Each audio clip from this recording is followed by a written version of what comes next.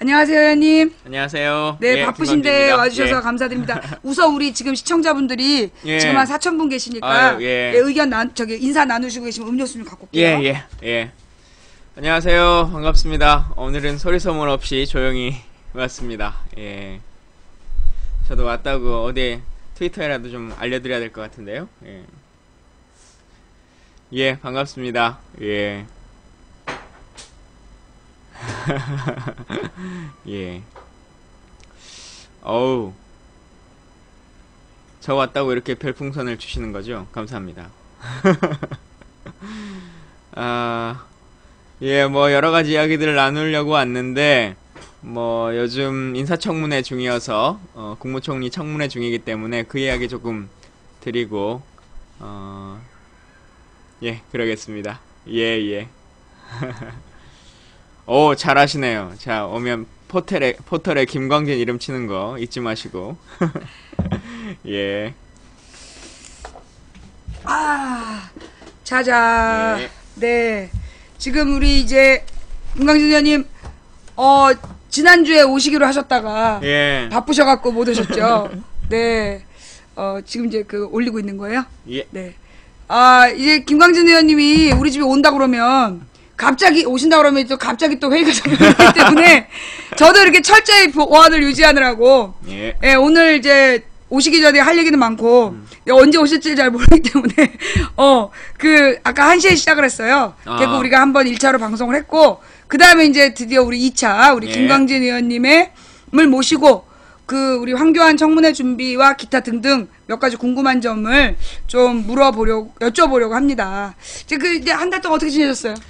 한 달 그냥 금방 가버린 것 같아요. 원래 5월 말쯤에 한번 또 뵙자 이렇게 약속했었는데 네. 그것도 뭐 이렇게 저렇게 정신없이 그냥 지나가 버리고 총리 인청위원이 갑자기 또 선임돼가지고 또 그 준비하고 있습니다. 예. 근데 그 총리 인준위원회는 어떻게 만들어진 거예요? 어떤 기준으로 뽑은 거죠?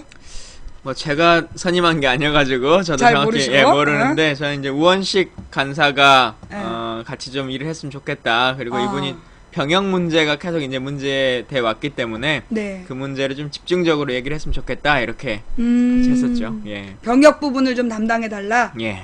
그래서 이제 가시게 됐다. 예. 자, 그러면 이제 지금 그 김광진 의원님이 담당하시는 부분이 병역 부분만 맡으신 거예요? 아니요, 뭐 꼭 그렇지는 않습니다. 청문회라고 하는 뭐 3일이나 되는데 청문회 기간이 3일 동안 병역 문제만 계속 얘기할 수 있는 건 아니기 때문에 네. 뭐 여러 가지를 다 같이 합니다만은 중점적으로 이제 그 문제를 하고 어쨌든 뭐 이분이 그동안 참 안타깝게도 박근혜 정부 들어서 총리 후보자의 순환사들이 많이 있었잖아요. 아주 호러 영화. 예. 너무 겁이 나. 예, 사실은 지금 아직 박근혜 정권이 반도 안 지나갔어요. 네. 반도 채 되지 않았는데도 총리 후보자로 지명됐다가 낙마되고 다시 하신 분이 한 5명째인가 6명째가 지금 그렇기 때문에 총리의 전체적인 모습들을 다시 한번 구성해보자. 그리고 또 하나는 그 낙마됐던 사람들, 뭐 문창극을 비롯해서 안대희 대법관, 뭐 여타의 분들이 있는데 이분이 그냥 종합적으로 보면 딱 이런 것 같아요. 문창극으로 인해서 발생됐던 안보관이나 국가관이나 뭐 민족관 이런 것들 그리고 종교관에 대한 문제를 가지고 있고 또 안대희 씨가 가지고 있었던 전관예우의 문제나 고액 연봉에 대한 문제 뭐 이런 것들을 다 그리고 이제 병역 문제 이런 걸 다 가지고 있는데 그것에 대한 종합 세트 메뉴죠. 그래서 결국은 안대희 역대 최악이라고 볼 수 있는 거 아니에요, 지금? 결국 이제 안대희 문창극에게 억울하지 않도록 그 총리 인사청문회에 임해야 된다 이렇게 보고 있습니다. 예. 아니 그러니까 지금 이제 박근혜 정부의 총리 후보가 현재까지 이게 6번째예요, 7번째요? 6번째일 것 같아요. 예. 6번째인가 예. 7번째인가 되는데 지금 그 후보들 중에 이 황교안 후보가 제일 문제가 많은 걸로 보여요. 사실 겉보기의 외모는 가장 바르고 반듯한 분인 것 같은데 실제로 알고 보면 가장 어떤 문제들이 가장 많이 있어서 그것들을 하나하나 좀 따져봐야 될 것 같습니다. 예. 택배가 많이 오시네요. 그 일단 잠깐 어떻게 예. 저 준비 지금 어떤 식으로 준비하려고 하시는지. 예, 택배가 아니랍니다. 우편물이라고 수정해 달라고 하셨기 때문에 예. 뭐 종교라고 하는 것이 개인의 종교를 가질 수 있죠. 개인의 종교를 가질 수 있지만 그것이 너무 편향적으로 흘러서 특히나 고위공직자가 됐을 때 그 종교성으로 인해서 다른 종교를 가지고 계신 분들에게 문제를 일으킨다거나 혹은 정책을 위반하는 데 있어서 너무 종교적 관점과 신념을 내세운다거나 하는 것들은 문제가 되겠죠. 예를 들면 이분이 오랜 기간 동안 검사 생활하셨고 또 법무부 장관을 역임하고 계시기도 하고 현직도 법무부 장관이기도 합니다. 참 이 정권에서 안타까운 것이 이 자리 욕심들이 너무 대단해요. 대단해서 지난번에 제가 한번 말씀드린 것 같긴 한데 지금 총리의 권한대행은 참 긴 주례를 긴 직함을 가지고 있죠.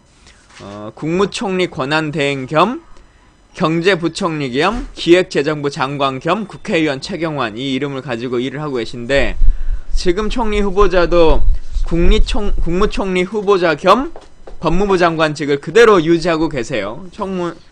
총리의 인사청문회가 진행되고 있는 과정에서도. 그래서 과연 이게 정상적인 생각일까? 그리고 만약에 총리가 낙마하면 다시 법무부 장관으로는 돌아가겠다고 하는 그 의지의 표현인가?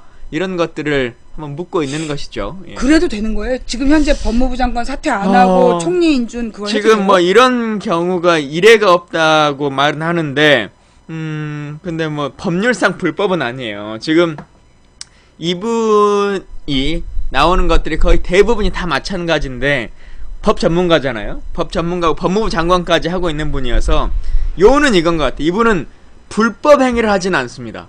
근데 편법 행위나 법을 피해가는 행위는 아주 교묘하게 해요.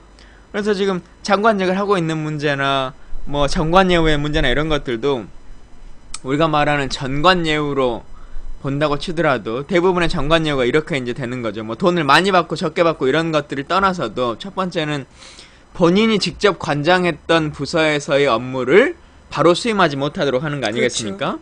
근데 이분이 마지막으로 퇴임을 한 것이 부산 고검의 검사장으로 옷을 벗으셨어요. 근데 나오자마자 수임받는 6건의 사건은 부산지검의 사건을 받거든요. 그러니까 본인이 고검에서 옷을 벗었기 때문에 고검의 사건만 받지 않으면 전관예우상 법률상 문제는 없어요. 근데 바로 연관되어 있는 부산지검의 사건을 받는 거거든요. 그래서 신종 전관예우의 방식을 개설하신 거다 이분이 라고 하는 얘기들을 하는데요. 그래서 참 대단한 머리를 쓰고 계시는 거죠 지금. 예. 그러니까 이제 지금 현재까지 저기 새정치연합에서는 그 황교안 후보자에 대해서 어떻게 평가하고 있어요? 제가 볼 때는 겉모습은 제일 착하고 예. 젊고 스마트해 보이지만 역대 지금 나왔던 모든 사람의 문제점을 다 묶어놓은 그 결정판이다. 예, 객관적인 지표로 보면 사실은 거의 모든 것들의 종합판이고 그 묶음 종합 세트입니다. 종합 세트인데 안타깝게도 청문회라고 하는 것은 결국은 청문 절차를 통해서 국민의 여론과 시선들에게 국민에게 어떤 것들을 이야기를 해드리는 거 아니겠습니까? 네. 그리고 그런 이야기를 통해서 최종적인 가치 판단은 국민들이 해주시는 건데 이분의 가장 큰 장점 중에 하나 법무부 장관 청문회를 거쳤다는 거예요. 그러다 보니까 거론됐던 이슈들이 한 번씩 다 거론됐었고 논의가 됐었던 것이죠. 다만 집중적으로 문제제기가 되지 않았던 것인데 그러다 보니 이제 많은 분들께서 이미 다 나왔던 거 아니냐, 네. 모르고 있었던 거 아니지 않냐, 이제 이렇게 말씀하시는 분들이 많고. 그런데 솔직히 얘기해서 그 당시에 황교안 그 법무부 장관 청문회 때는 세트였잖아요. 여러 그렇죠. 사람이 막 섞여 있었고, 그리고 그 당시에도 좀 관심 있는 사람들이 좀 알았지만, 그때는 박근혜 정부를 처음 시작하는 거니까, 웬만하면 그냥 이렇게 좀 아직 잘못한 거 아니니까 그렇죠. 덮고 넘어가 주자 그래서 그냥 넘어가 줬던 것들인데, 그 당시에 그런 잘못된 점들이 지난 2년 반 동안 해온 걸 보니 지금 드러난 거잖아요. 그렇죠. 그러니 그 부분은 명확하게 한번 심판해야 되는 거 아닌가요? 그래서 국민들께서 그 인식을 좀 잘 가져주시면 좋겠어요. 사실은 그 당시는 지금 말씀하신 것처럼 20몇 명의 장관들이 다 인사청문회 하던 시기였기 때문에 그쵸. 저 같은 경우도 당시에 김병관 장관의 인사청문회 뭐 이렇게 국방부 장관 청문회에서 낙마되고 뭐 그러지 않습니까? 핸드폰 거리에 뭐 네. 박정희 대통령 사진 걸고 다니고 했던 그분. 근데 그러다 보니 국회의원인 저도 법무부 장관 인사청문회가 어떻게 되는지를 잘 모를 정도의 상황들이 있는 거거든요. 그러니까 너무 급하게 막 전체가 다 세트로. 하는 것이기 때문에 네, 그래서 그리고 이제 장관 청문회는 하루 정도에 이제 거쳐서 하는 것 그 기간의 문제도 있고 또 사실은 전문성의 문제에 있어서도 법사위에 계신 분들이 다 각각의 분야 뭐 군 분야라든가 재산에 대한 문제나 뭐 이런 것들을 다 세부적으로 중점적으로 하시기가 쉽지 않지 않습니까? 근데 지금 저희가 확인해 보니 그 당시에 이제 보니까 속기록상에 군 면제에 있어서도 10년이 지났기 때문에 병역 기록이 없다라고 하는 걸로 그러니까 제대로 검증이 안 된 거네요. 답변을 했었어요. 네. 법무부 장관 청문회를 할 때는. 네. 근데 저희가 병무청에 확인해 봤더니 면제자 같은 경우는 그 필름카드로 그 각군 기록물 보관소에 보관을 하고 있다. 이제 이렇게 나오고 있거든요. 그래서 잠깐만요. 그때 기록이 없다고 그랬는데 예, 알아보니까 어떻다고요? 알아보니까 기록물 보관소에 있는 걸로 지금 확인이 되고 있어요. 근데 병역 기록이 예, 아직까지 이제 제출받지 못하고 있는데 그런 것들처럼 저는 이제 어쨌든 병역 쪽을 전담하니까 이제 그렇게 하는 것처럼 여러 가지 분야에 있어서 법무부 장관 인사청문회 시절에 나오지 못했던 것들이 구체적으로 나올 수 있고 또 그때는 그냥 거론만 되고 예, 그냥 넘어간 예, 약간의 흠집내기 정도 뭐 이런저런 일이 있었다라고 하는 정도였지만 그때 왜 다른 사람들이 너무 문제가 많아서 예.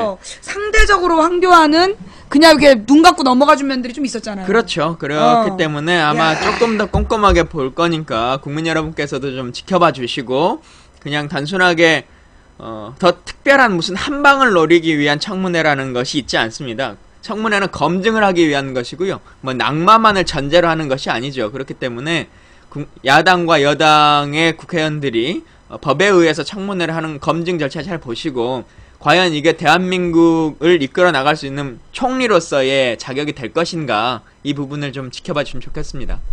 그래요. 자, 잠깐만 지금 상황 정리할게요. 예. 지금 막 들어오신 분들 지금 뭐 하는 거냐 이런 생각들을 하고 계시죠? 예. 자, 이제 우리가 이제 메르스 사망자 발생 부분은 이미 지나갔어요. 이미 메르스 사망자 문제에 관해서는 방송이 지나갔고요. 예. 메르스 사태에 가려진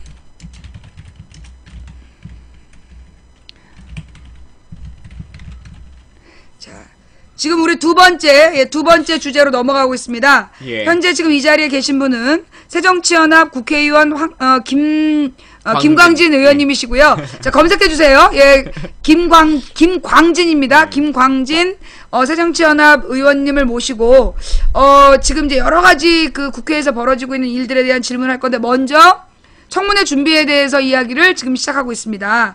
네, 자 그러면 일단 그 황교안 청문회가 원래 이틀이었잖아요.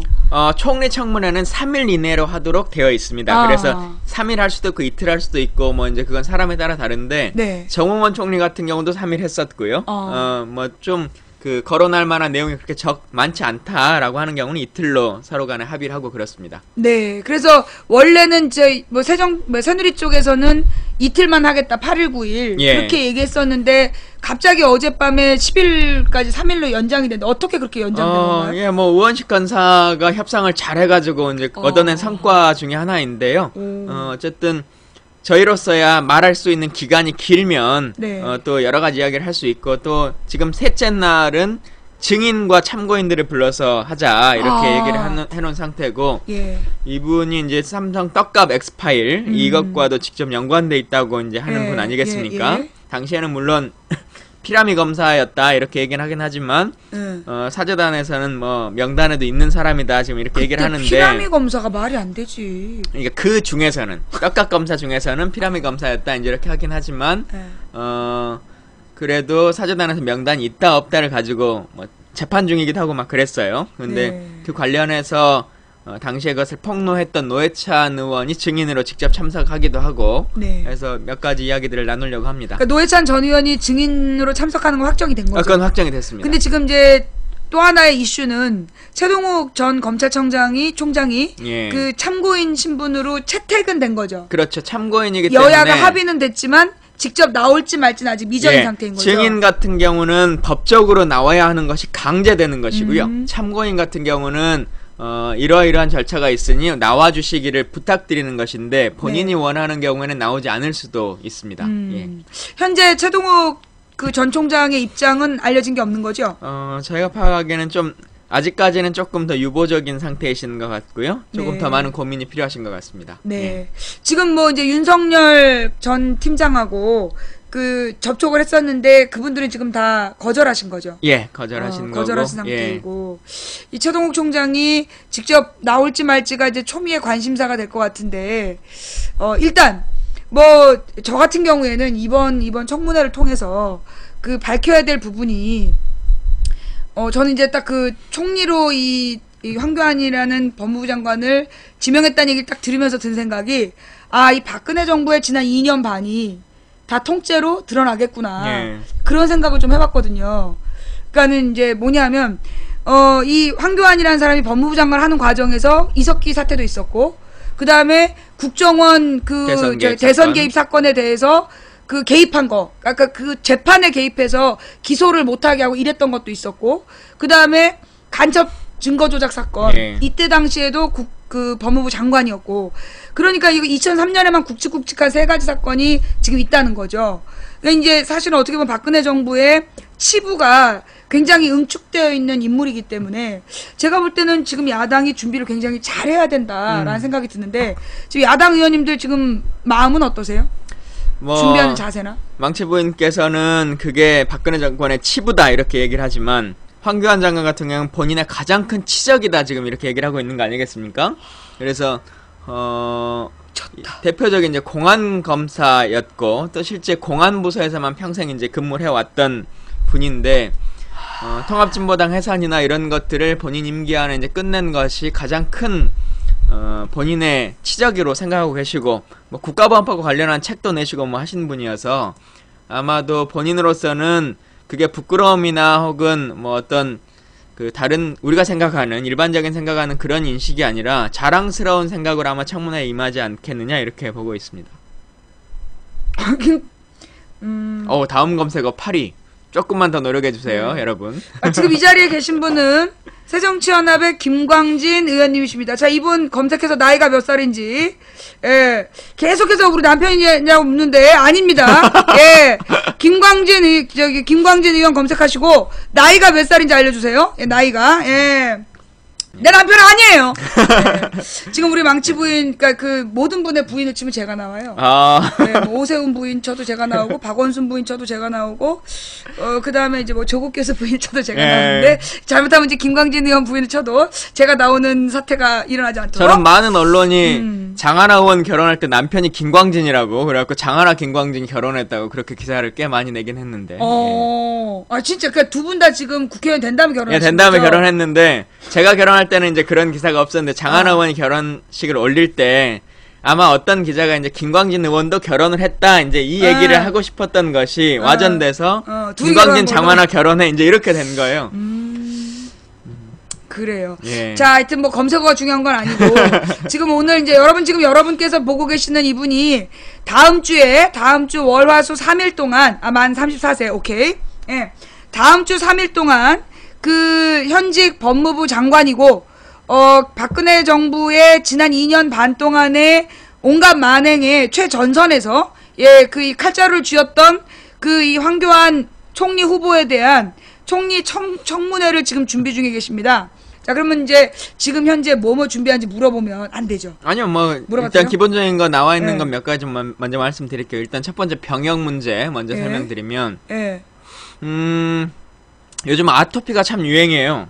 유행이라고 하긴 어렵고 뭐 사회적인 문제상 아토피들이 그렇죠. 많이 생기죠. 그래서 가려움이나 두드러움, 두드러기 이런 것들이 꽤 많이 나는데 고생 많죠. 그렇죠. 황교안 장관은 두드러기로 군을 면제받은 분입니다. 그렇죠.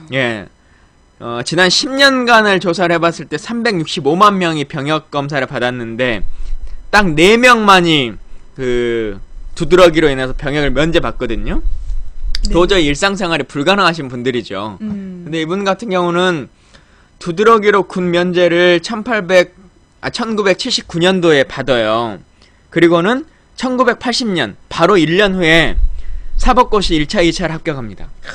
그러니까 도저히 일상생활은 안 되는. 네, 도저히 가려워서 그냥 공익요원이나 이렇게 빠지는 수준이 아니라 군이 아예 면제되는 수준. 우리가 병이 있어도 그 병역법상에서 이게 뭐 공익요원이나 다른 걸로 빠질 수 있는 정도의 수준과 면제되는 수준은 완전히 차이가 있지 않습니까? 군생활 해보신 분은 알겠지만. 근데 이분은 아예 면제가 되는 수준으로 두드러기가 심한 분인데 바로 그 해에 시험을 봐서 사법고시 1차, 2차를 다 합격해버리는 상황이 되는 거죠. 그러니까 대단한 정신력을 가지신 분이어서 과연 그게 가능한 것인가 라고 하는 것이고, 지금 황교안 장관의 상황을 보시면 아시는 것처럼 뭐 같이 생활했던 분들이 흔히 말하는 것처럼 배곡 같은 피부를 가지고 있다고 하는 거 아니겠습니까? 근데 두드러기의 부작용으로 그런 배곡 같은 피부를? 온몸이 뭐 그렇게 두드러기가 있었는데 과연 그렇게 정상적으로 활동할 수 있었을 것인지라고 하는 것이고, 실제 법무장관 청문회를 하던 당시에 그러면 진료 기록을 제출해봐라 라고 하는 얘기를 했는데 병역 기록은 오래돼서 없었다고 친다손 치더라도 네. 1970년 80년대니까 80년대 초니까 없다 손 치더라도 그래도 이게 만성으로 약을 먹고 있었을 거 아니냐. 그렇죠. 사는 동안에 지금도 약을 그래도 먹어야 이 두드러기가 안 날 텐데 그렇죠. 병원을 가서 날마다 가지 않더라도 뭐 한 달에 한 번이든 두 달에 한 번이든 약을 먹고 있다라고 하는 처방전을 내봐라 하는데 실제 하나도 제출하지 않고 끝나버렸어요. 근데 지금은 이제 그것을 제출하지 않으면 안 되도록 되는 상황이 되기 때문에 이 문제 명확하게 볼 것 같고요. 병역 기록도 아까 제가 잠깐 말씀드렸습니다만은 그 당시에는 10년이 지나서 잘 없다라고 하는 걸로 넘어갔는데 네. 저희가 이제 병무청에 다시 꼼꼼하게 확인해봤더니 기록물 보관소에 지금 존재하는 것으로 근데 이제 이 사람 것이 존재하는지는 아직 명확하게 답이 오지 않았습니다만은 그 해에 병역 기본적으로 기록이 남아있다. 면제자들에 대해서는 기록물 보관소에 필름 형태로 보관을 하고 있다. 지금 이렇게 답변을 받은 상태고 네. 또한 이분이 지금 자료 제출을 거의 안 하고 있는 전략을 쓰고 계세요. 사실은 아까 제가 편법에 아주 능하다. 불법은 하지 않는데 편법에 능하다. 이제 이렇게 말씀드렸는데 그동안 장관 후보자들이 가장 큰 문제점 중에 하나가 어떤 문제가 아니면 막 해명을 하려고 노력을 하지 않습니까? 그리고 어떤 자료를 제시하면서 근거를 대려고 하는데 이분 같은 경우는 지금 뭐 총리 후보를 준비하는 과정에서 출퇴근을 해도 입도 뻥끗 안 하고 지금 있는 상태로 있고 자료도 하나도 제출하지 않는 전략을 쓰고 있어요. 당일날 되면 모든 것들을 해명하고 설명하겠다 지금 이렇게 하는 것은 결국은 여론의 붕업을 시키지 않는 전략을 쓰겠다. 어떤 거라도 하나를 제시하면 또 반박할 수 있는 것들이 생기기 때문에 그 반박할 수 있는 시간이나 물리적인 자료들을 제공하지 않겠다 지금 이렇게 하고 있어요. 시간을 끌면서 그렇죠. 지금 이제 이 메르스 공포가 온 나라를 집어삼키길 기다리고 있는 거군요. 여튼 본인으로서는 이제 청문회는 짧고 총리는 길다 지금 이렇게 생각하고 있기 때문에 청문회 기간 3일 그것도 사실은 본인이 나오는 것은 이틀밖에 안 되고 3일째는 이제 증인이 나오는 거니까 이틀만 잘 견디면 된다 지금 이 전략을 쓰고 있고 청문회가 열리기 전까지는 아무런 말도 세상에 꺼내지 않겠다 지금 이 전략을 쓰고 계세요. 그래서 병역 기록 같은 경우도 오늘 오전까지 제가 병무청과 얘기를 했는데 병무청은 지금 자료를 보낼 준비가 되어 있다. 그런데 이것에 대해서 후보자가 개인 신상에 대한 문제이기 때문에 동의서를 제출해줘야 되는데 동의서를 지금 제출하지 않고 있다 병무청에. 그래서 저희가 이런 건 강제 규정으로 해야 되는 거 아니에요? 그러니까 강제 규정이라는 게 뭐 5일의 규정 막 이제 이런 식으로 되어 있단 말입니다. 그리고 안 내겠다고 하는 것이 아니고 내겠다라고 하는 것으로 이제 하고 있기 때문에 아예 안 낸다고 하면 상임위에서 의결을 해가지고 강제적으로 뭐 어떤 행위를 하겠으나 곧 내겠습니다 하는 식으로 마지막에 자료를 막 털어서 그렇죠. 그러니까 그 검토할 시간을 줄이라는 전략이군요. 그렇죠. 재반박을 할 수 있는 시간을 원천적으로 봉사하겠다라고 하는 것이기 때문에 그럼 이거 문제 있는 거 아니에요? 예, 문제가 있는 거죠. 근데 이제 오늘 어쨌든 명확하게 오늘 10시에, 오전 10시에 양당이 상임위를 열어서, 인사특위를 열어서 의결을 했기 때문에, 오늘 의결된 거는 위원장이 4일까지, 이틀 후까지는 무조건 받아주겠다, 라고 하는 답을 했어요, 상임위에서. 그래서 일단 이틀까지는 좀 기다려볼 수는 있는데, 결국은 그렇게 또 이틀을 버는 거죠, 이분 같은 경우는. 예.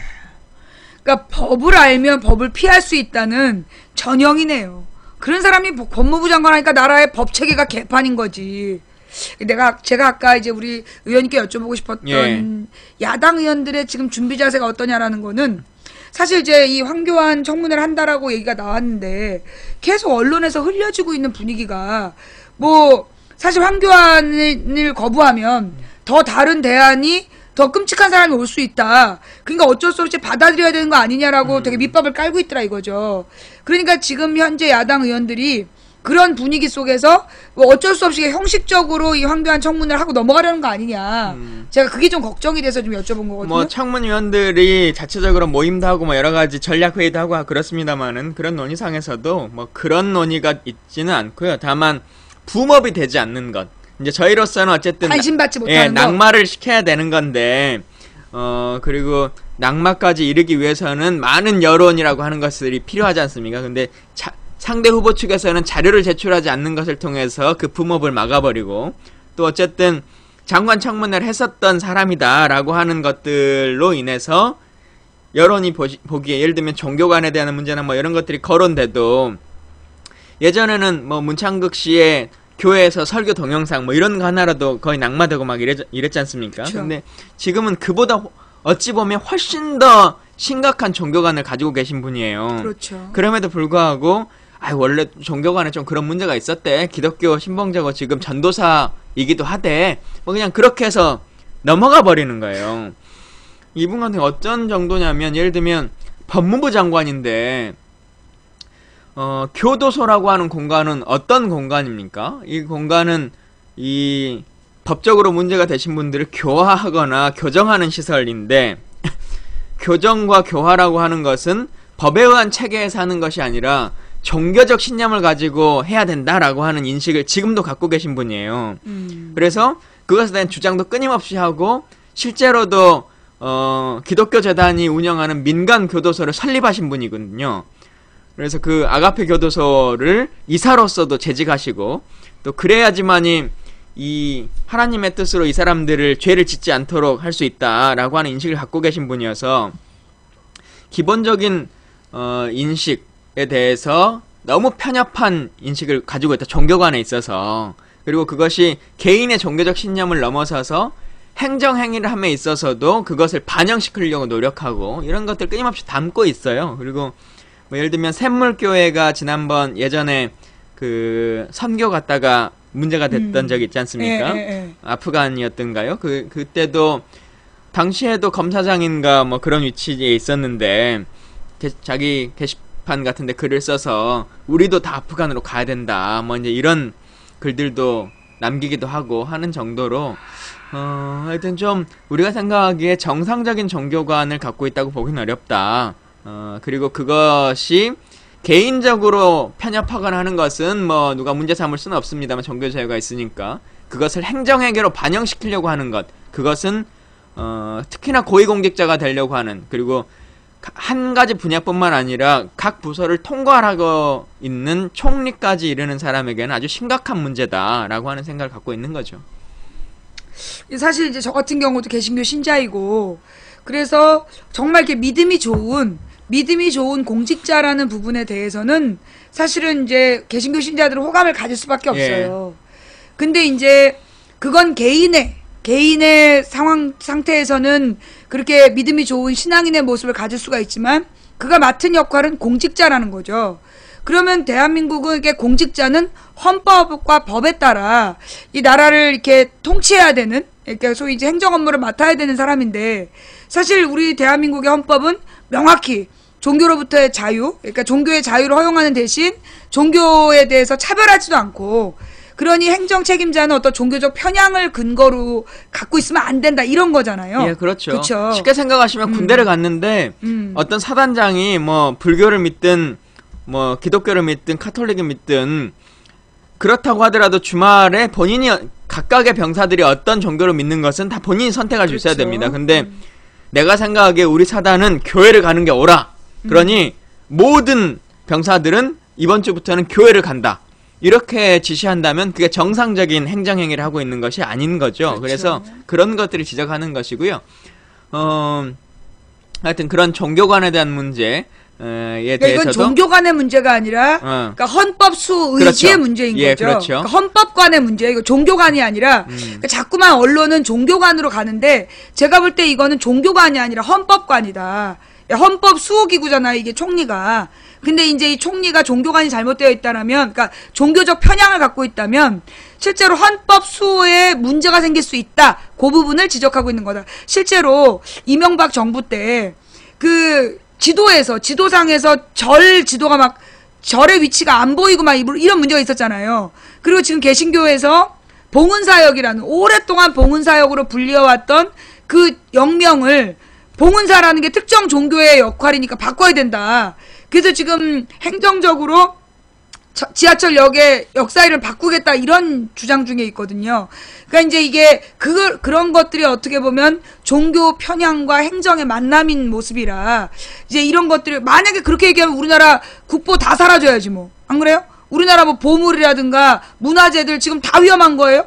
예, 그래서 이게 행정과 행정 전문가의 헌법관의 문제이다라고 우리가 생각해야 된다라는 거. 예. 제가 웃었던 건 국방부 장관은 한민구하는 코미디언이고요. 국방부 장관은 한민구입니다. 한민구. 예. 예. 여튼 죄송해요. 그 알긴 아는데 우리가 좀 대충 아는 것뿐이야. 한민구는 개그맨이고.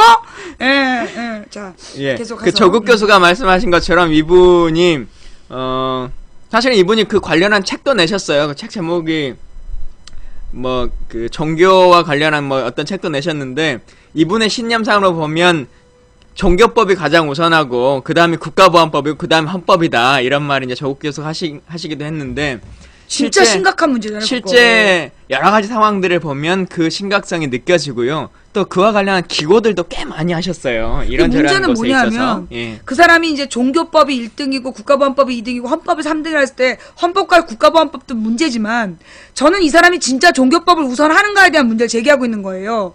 가령 이석기가 내라는 뭐 했다. 아로라는 조직을 만들어서 내라는 뭐 했다라고 해서 기소했잖아요. 법무부 장관이 지시해서. 그런데 문제는 뭐냐? 내란 음모죄가 지금 무죄가 나왔어요. 그러면 이거는 우리 이 기독교에서 이야기하는 10계명을 어긴 거란 말이야. 네 이웃에 대해서 거짓 증거하지 마라. 거짓말했다는 얘기예요. 그러면 이거는 사실 종교적인 원칙도 벗어난 행동을 한 거거든요. 형식적인 종교법을 이야기하고 있을 뿐이지 실제는 아니다. 그게 문제다. 넘어가서. 넘어가서 이제 전관예우 쪽으로 조금 넘어가 보면 사실 박근혜 대통령이 이분을 총리 후보로 지명하고 사실 그 직전에 이완구 총리였지 않습니까? 근데 이완구 총리를 지명할 때 뭐라고 했어요? 적폐를 해소하고 부정부패를 척결할 대상자다 이완구 총리가 라고 얘기를 했는데 결국은 본인이 부정부패의 대상자여서 물러나게 됐지 않습니까? 그렇죠. 이분을 이제 총리 인준안을 국회로 보내올 때도 구태를 척결하고 구악을 척폐할 대상자다라고 하는 것을 가지고 이제 총리로 지명했다 이렇게 얘기를 했는데 결국은 본인은 전관예우로 누릴 수 있는 거 다 누리고 지금 이 생활을 하고 계시는 거거든요. 실제 도덕성의 문제나 뭐 이런 것 여타의 것에 있어서 구태라고 하는 것들이 아무런 것들도 실제 몸으로 행했을 때 실제 그것을 증명하면서 살아오셨던 분이 아닌데 전관예우 분야로 보죠. 첫 번째는 아까 말씀드린 것처럼 고검장으로 옷을 벗어서 지검의 사건을 수임하는 이런 신종 돌려막기 일 전관예우를 하기도 하고요. 태평양이라고 하는 법무법인에서 로펌에 이제 들어갔는데 연봉이라고 하는 기준으로 우리가 통상 말하는데 이분은 이제 월봉을 받으셨어요. 월 1억씩을 통상적으로 이제 받으셨는데 그래서 월 1억씩 해서 17개월간 16억 원 이렇게 받아오셨죠. 그래서 월 1억씩을 받는 동안 과연 어떤 일을 했느냐라고 하는 것이 이제 중요한 거 아니겠습니까? 그렇죠. 근데 소위 이제 황교안법이라고 하는 법이 대한민국에 존재합니다. 뭐냐면 당시에 황교안 장관이 법무부 장관이 되던 당시에 사건을 어떤 내역을 수임했느냐라고 하는 것에 대한 근거를 하나도 제시하지 않고 계속 버티기를 했어요. 그때도 이렇게. 근데 그때는 이제 어쩔 수 없이 넘어갔는데 청문회가 끝나고 나서 도저히 이런 식으로는 청문회라고 하는 것을 운영할 수가 없다라고 해서 여야의 법사위 위원들께서 합의를 해서 소위 황교안법이라고 하는 변호사법을 개정했습니다. 그래서 이제는 인사청문회나 국정조사가 이루어질 때는 국회가 요구하는 경우에는 사건의 수임 내역에 대해서는 그 변호사 윤리위원회를 통해서 바로 다 제출받도록 되어 있거든요. 근데 법 조항에 보면 제출할 수 있다라고 하는 것이 있고 제출하여야 한다라고 하는 것들이 있어서 항상 논쟁이 되지 않습니까? 근데 이 법률 같은 경우는 변호사법 89조인가 될 텐데요. 이 법률에 의해서는 제출할 수 있다가 아니라 제출하여야 한다라고 명시되어 있습니다. 의무조항입니다. 그래서 의무조항 규정 안에 어떤 거, 뭐 사건 수임 날짜, 사건 수임 뭐 명칭, 뭐 이런 것들은 적시해서 꼭 들어가야 한다라고 하는 것들까지가 포함되어 있는 거거든요. 근데 지금 119건의 사건을 수임했는데 그 중에서 19건을 임의로 지우고 가지고 왔단 말이에요. 그래서 19금 얘기가 그래서 나오는군요. 19금이라고 이제 저희가 얘기를 하는 건데 뭐 나머지 지워지지 않은 것도 사실은 내용을 봐서 제대로 알아볼 수 없을 만큼 아주 부실하게 가지고 왔어요. 근데 그거는 여차저차로 뭐 끼워 맞춰서 본다 치더라도 소위 19금에 대해서는 이런 겁니다. 법에 의해서 제출하도록 되어 있는 것을 임의로 누군가가 삭제한 거예요. 근데 그 임의로 삭제한 것이 지금 법률윤리위원회라고 하는 이제 국가기구가 아닌 다른 이제 그 변호사들이 이곳에다 다 본인이 사건 수임을 하면 접수를 하거든요. 이미 접수되어 있는 서류입니다. 황교안 당시의 변호사가 다 접수를 했던 서류예요. 그것을 이것을 국회에 제출하니 지워서 준 건데 누가 지웠냐는 거죠. 누가.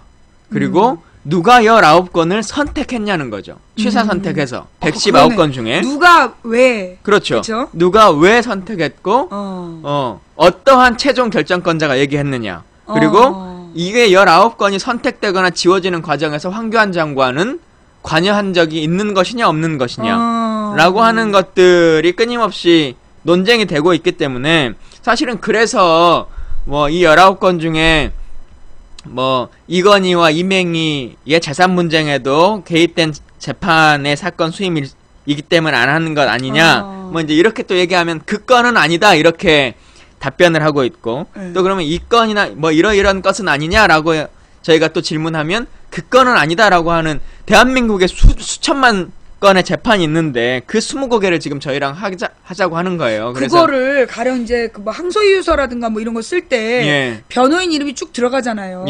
그런 거를 통해서 알아볼 수 있는 다른 방법은 없는 겁니까? 근데 그 검색되는 시스템들은 아닙니다. 변호사로 이렇게 검색되거나 또 재판 결과문이나 이런 것들이 사실 일반에게 다 공개될 수 있는 것들이 아니기 때문에 흔하게 공개되지 않고 당사자가 직접 이제 제출해야 되는데 그래서 법에 제출하도록 되어 있는 것도 지금 안 한 거거든요. 이거는 그러면은 자기 황교안법을 황교안이 어기고 있는 황교안법을 황교안이 어기고 있는 거죠. 그래서 이것에 대해서는 제2의 황교안법이 필요한 상황이냐라고 하는 논의까지 있고 실제로 이제 이 윤리위원장 같은 경우를 증인으로 저희가 불러놨기 때문에 아마 그 문제는 누가 그걸 지웠는지 이렇게 얘기에 대해서는 알게 될 것 같습니다. 그래서 정관예우의 이제 금액에 대한 문제도 그렇고 또 가장 마지막으로 보면 그 금액 중에서도 참 웃긴 게 이제 마지막에 받는 금액과 관련해서는 장관으로 내정이 되고 장관 축하금 장관 축하금으로 1억 정도의 돈을 받아요. 그러니까 5일 일한 금액으로 1억 정도를 받는 건데 이게 보험금이냐 월급이냐 상여금이냐 본인은 정상적인 월급이다 이렇게 이제 얘기를 하고 있고 아니다 상여금이다라고 상여금이나 월급이다 이렇게 주장하는 거고 저희는 이제 보험금의 성격이 강하다라고 이제 얘기를 하는 건데 이것도 좀 논쟁이 필요한 것 같습니다. 특히나 또 더 논쟁이 이후에 더 알아봐야 될 것이 장관 청문회 당시에는 이 1억이 넘는 금액에 대해서는 바로 임명이 되고 이 돈을 받고 청문회를 했기 때문에 재산 공개에 있어서 이 돈이 중간에 떠 있었던 거죠. 1억이 넘는 돈이.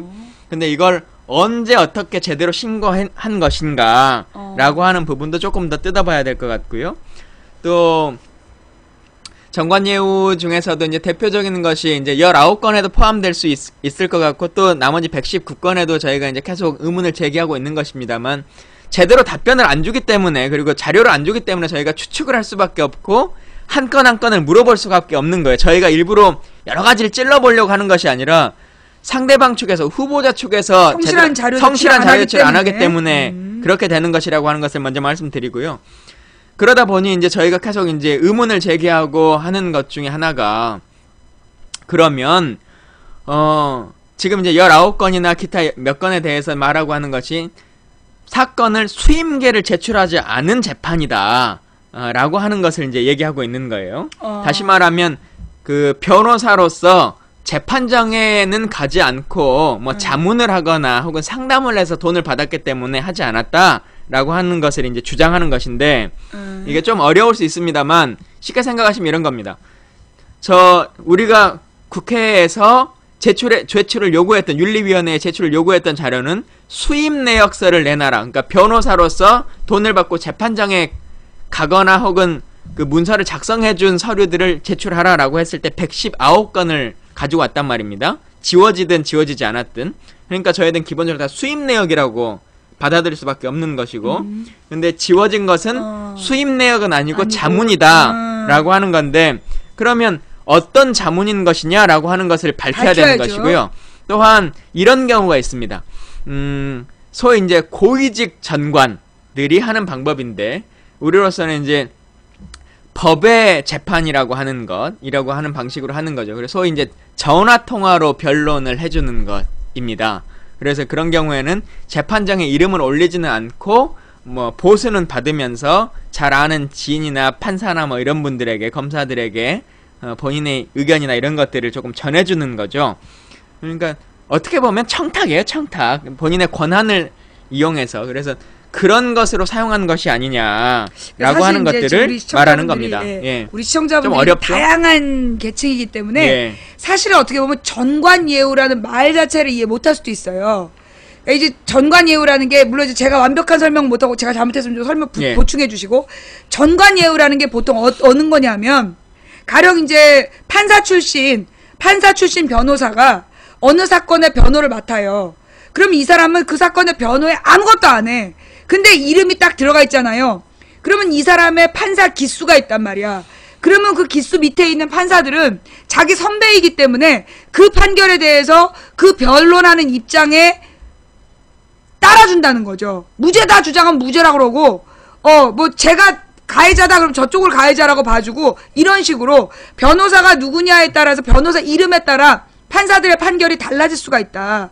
또는 지금 이제 고검장 정도 되면 사실은 검찰 중에 굉장히 높은 지위예요. 그러면 이제 그 검사들 중에서도 고검장이면 꽤 높은 지위에 올라갔고, 그러면 고검장 정도 되면 사실 그 후배라든가 이들 중에 이제 판사들에게 영향을 미칠 수 있다는 거죠. 이번에 이제 이 황교안 같은 경우에 자기 동창이 판사로 있는 그 판사에게 영향을 미쳤다라는 거지. 이름을 올려놓으면 그 판사, 그 고검장과 같은 기의 대학교 친구라든가 뭐 이런 사람들에게 영향을 미친다. 그러니까 이름을 파는 거야, 이름. 이 사람의 이름을 예. 팔아서 그 사건에 영향을 미치는 대신 돈을, 거액을 주는 거. 그걸 전관예우라고 하는 거 맞죠? 예, 그렇죠. 근데 조금만 더 설명드리면, 전관예우에서 뭐가 문제냐면, 전관으로, 그러니까 전관이니까 전직 관료입니다. 전직 관료가 꼭 판사뿐만 아니라 여러 가지 뭐 소위 군피아도 있을 수 있고 뭐 여러 가지가 있을 수 있겠습니다만은, 기본적으로 대한민국 전관예우는 사법부에 있는 분들을 많이 얘기하죠. 근데 판검사로 옷을 벗은 분들. 근데 뭐냐면 이런 거예요. 평생 그 기수를 인정해준다기보다 전관으로 옷을 벗으면 벗자마자 받은 몇 건의 사건들, 굵직한 사건들을 수임해서 그 건은 사건의 내용이 어쨌든지 간에 승리하게끔 만들어주는 거죠.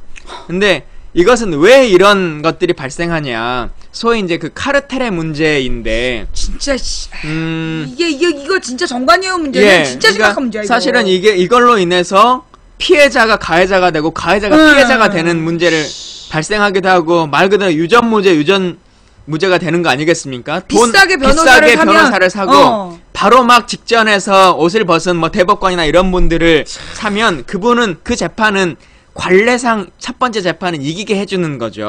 그래서 그 새끼들이야 이거 진짜. 그런 것들이 근데 왜 일어날까? 상식적으로 아까 말씀하신 것처럼 판사가 왜 그러겠어? 판사가 정상적으로 판결하지라고 생각하는데, 이게 이런 것들이 있습니다. 사실 판검사로 평생을 이제 일하다 보면 돈을 많이 벌지를 못하잖아요. 군인들 같은 경우도 뭐 장성으로 해도 돈을 그렇게 많이 못 벌다 보니까 끼리끼리의 그 인식에 있어서 나도 언젠가는 옷을 벗어야 돼요. 몇 년이 지나면. 아유 근데 진짜.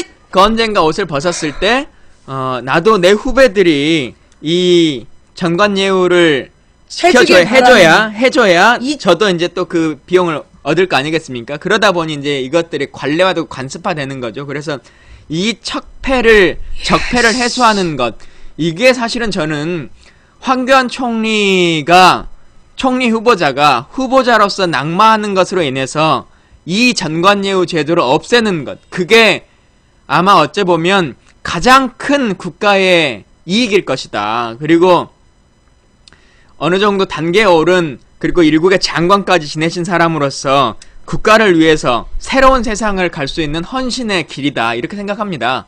예.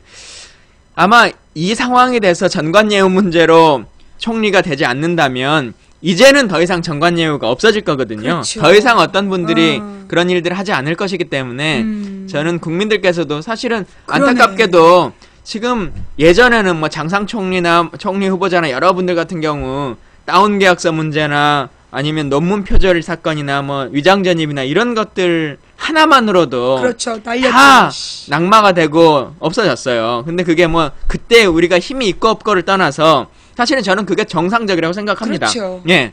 그래서 그런 사람도 떨어졌는데 근데 지금은 전관예우를 했던 사람은 그 네 가지 것들, 여러 가지 것들을 다 해야 후보자의 기본 4대 의무다, 이제 이런 식으로 농담 삼아 얘기를 하지 않습니까? 근데 저는 그게 농담으로 넘어가고 웃고 넘어갈 문제가 아니라고 생각합니다. 네. 이제는 다시 한번 제대로 바로 잡아서 이렇게 되면 안 된다. 그리고 대한민국 정부가 정상화돼야 되는데, 박근혜 대통령이 뭐라 그랬어요? 비정상의 정상화를 이루겠다라고 얘기를 했는데, 우리가 생각하기에는 비정상이라고 하는 이 정관예우의 문제나 군 면제자들이 다 고위관직에 올라가고, 심지어는 자기 자식들은 다 국적을 변동해서 외국으로 국적을 바꿔가지고 군 면제를 시키는 사람들이 고위관료로 있는 이런 나라가 정상적이냐, 이런 것들을 정상화시켜달라라고 하는 것들이 우리의 바람이고 국민의 뜻인데, 이분이 말하는 비정상의 정상화는 비정상이라고 하는 것을 정상으로 믿게 만드는 것, 정상으로 우기는 것. 네. 그게 본인의 비정상의 정상화이기 때문에 이건 정말 좀 잘못됐다는 말씀을 드리고요. 하여튼 이번을 계기로 저는 황교안 후보자가 낙마함으로 인해서 더 이상은 대한민국의 사법부에 전관예우로 인해서 무죄가 없어지고, 또 이런 일들이 더 이상 반복되지 않는 하나의 교훈을 남겨주는 것들이 좋겠다, 이렇게 생각합니다. 지금 오늘 정관예우가 뭔지 처음 하신 분 손. 그동안에 정관예우가 뭔지 몰랐는데 오늘 이 얘기를 듣고 정관예우에 대해서 정확히 알게 됐다. 사실은 저도요, 그냥 판사들에게 영향 미치는 건 줄 알았어.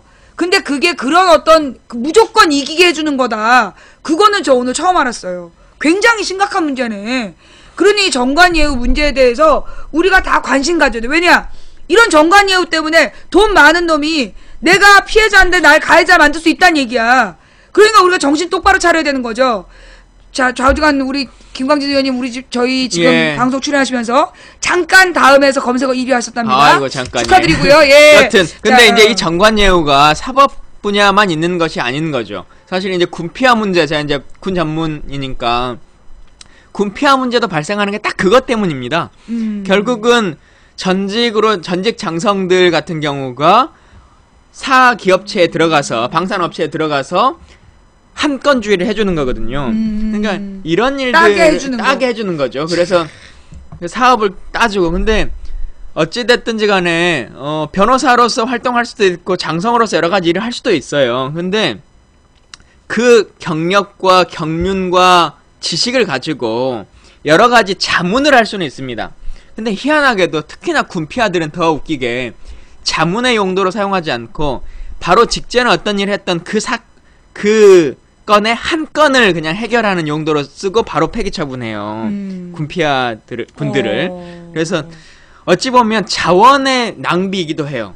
정말 소중하게 30년간을 정상적으로 좋은 일을 할 수 있는 30년간을 군 생활을 한 그 경력을 가지고 방산업체에서 오랫동안 일할 수도 있는데 그 자원을 긍정적으로 할 수 있는 것인데도 돈 때문에. 예, 돈 때문에 그렇게 하는 것은 참 안타깝다. 이런 생각들을 많이 갖습니다. 그러니까 우리 사회가 지금 이렇게 비정상이 되는데 이렇게 비정상이 정상이라고 우기고 다니는 데에는 사실 곳곳에 숨어있는 전관예우라는 요 잘못된 관행 이게 문제다. 예. 이게 정말 박근혜와 함께 정말 깨부셔야 될 적폐이고 이 부패가 아닌가라는 생각이 들어서 사실 어떻게 보면 이번에 황교안을 통해서 전관예우의 실체를 온 국민이 알 수 있는 우리 의원님들께 꼭 좀 전해줬으면 좋겠는 게요.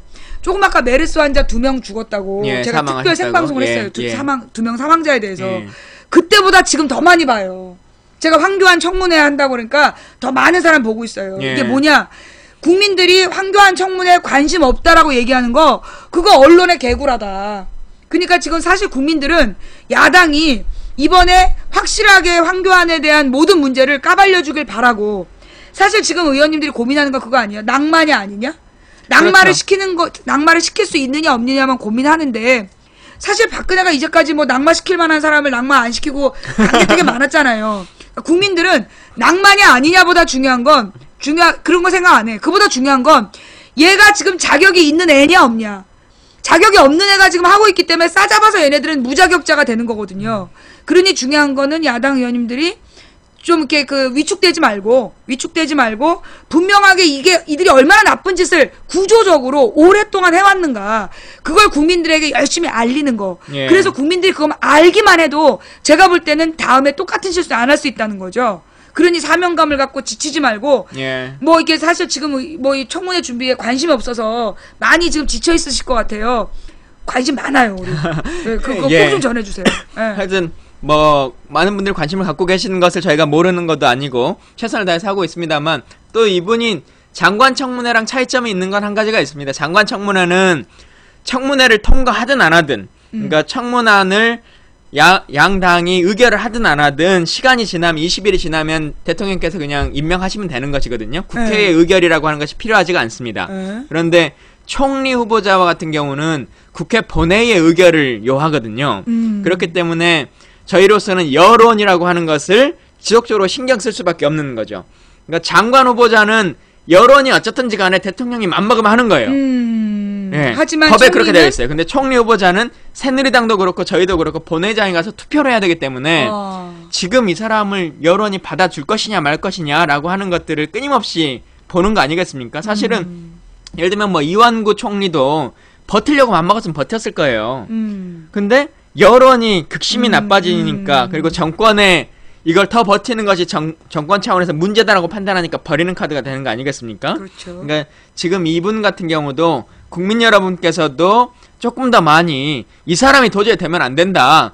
여야를 통틀어서 너희들 그렇게 호락호락하게 본회의에서 통과시켜주면 안 된다라고 하는 그 인식을 많이 붐업시켜주세요. 이걸 국민들이 다 공유하고 똑같이 외치는 게 왜 중요하냐면 박근혜 대통령과 새누리당이 그럼에도 불구하고 지네들이 총리를 시켜도 그 박근혜 대통령과 새누리당과 다 이 황교안까지 싸잡아서 그들은 무자격 정부가 되는 거예요. 그 낙인이 중요한 거거든. 그러니까 국민들이 이번에 원칙을 세워야 된다는 거지. 어차피 박근혜가 안 들어줄 텐데 원래 안 들어. 그러나 말 안 듣는 그들 모두가 싸잡아서 이거는 정말 무능력 그다음에 이게 똑같은 말이죠. 무능하고 이게 자격 없는 무자격 정부라는 것을 정리한다는 의미가 커요. 그래서 기준을 세운다라는 자세를 가지고 황교안이 왜 안 되는지를 우리가 분명하게 얘기할 필요가 있다. 예. 하나만 좀 바로잡으면 그 전관예우가 모든 사람들에게 있는 것이냐라고 하면 사실은 모든 사람에게 있는 것은 아니죠. 그렇죠. 예, 그리고 높은 그렇죠. 출신이죠. 하나는 고위관직에 오른 분들에게 주어지는 하나의 혜택 중에 하나인 것이고, 물론 그런다고 하더라도 그분들이 모두 그렇게 나쁜 행위를 하는 것들은 아니죠. 예를 들면 뭐 대법관이나 헌법재판소장으로 퇴임하시더라도 본인은 오랜 기간 국가로부터 녹을 먹었기 때문에 더 이상 변호사도 개업하지 않겠다라고 선언하시는 분도 많이 있고, 또 실제적으로 그것을 이후에 이제 봉사직으로서만 활동하겠다라고 하시는 분들도 있기 때문에요. 모든 법관이 그런다고 볼 수는 없습니다. 그러나 그것을 악용하려고 마음을 먹으면 충분히 할 수 있는 상태로 대한민국이 유지된다라고 하는 것, 그것은 정말 심각한 문제다라고 하는 말씀을 드리는 거죠. 그렇죠. 그리고 이제 한 가지 또 질문이 있는데, 아까 그 보험이다, 이게 예. 월급이냐 보험이냐라는 얘기가 있었잖아요. 예. 그 보험이다라는 설명이 뭔지 좀 설명 부탁드릴게요. 우리가 어떤 보험이라고 하는 걸 드는 것은 왜 들겠습니까? 혹시나 벌어질 어떤 사건을 대비해서 돈을 미리 투자하는 거 아니겠어요? 뭐 이건 투자라고 보기도 어렵죠. 일단 찔러놓고 보는 건데, 그러니까 법무부 장관 후보로 내가 일하고 있던 우리 회사에 있던 직원이, 그것도 법률과 관련한 로펌에서 일하던, 변호사 사무실에서 일하던 직원이 법무부 장관이 돼버렸어요. 그러면 당연히 이 사람이 어떤 도움을 주지 않겠느냐, 우리 로펌에 라고 하는 생각을 갖게 되지 않겠습니까? 근데 그냥 단순하게 도움을 주세요, 우리 인맥이 있잖아요 라고 하는 것보다 어느 정도 돈이라도 조금 주고 나면 훨씬 더 서로 간의 관계성에 있어서 끈끈해질 수밖에 없는 것이겠죠. 그래서 이분 같은 경우가 법무부 장관으로 임명된 다음에 당시에 일하고 있었던 법무법인 태평양으로부터 1억 원 정도에 가까운 돈을 급여 형식으로 받습니다. 그래서 이제 저희가 보기에는 이것은 정상적인 급여라고 볼 수 없고 상여금, 그 보험금이다. 그리고 특히나 이분이 청문회를 거치는 과정에 있어서도 지난 법무부 장관 청문회 당시에는 이 1억 원 정도를 받았다라고 하는 것을 스스로 밝히지 않았기 때문에 이 부분에 대해서 명확하게 다시 한번 얘기를 해야 된다라고 하는 말씀을 드리는 겁니다. 예. 그래요. 자, 보험 이야기. 자, 그 다음에 사실은 이게 삼성 엑스파일 문제도 꽤 중요한 문제잖아요.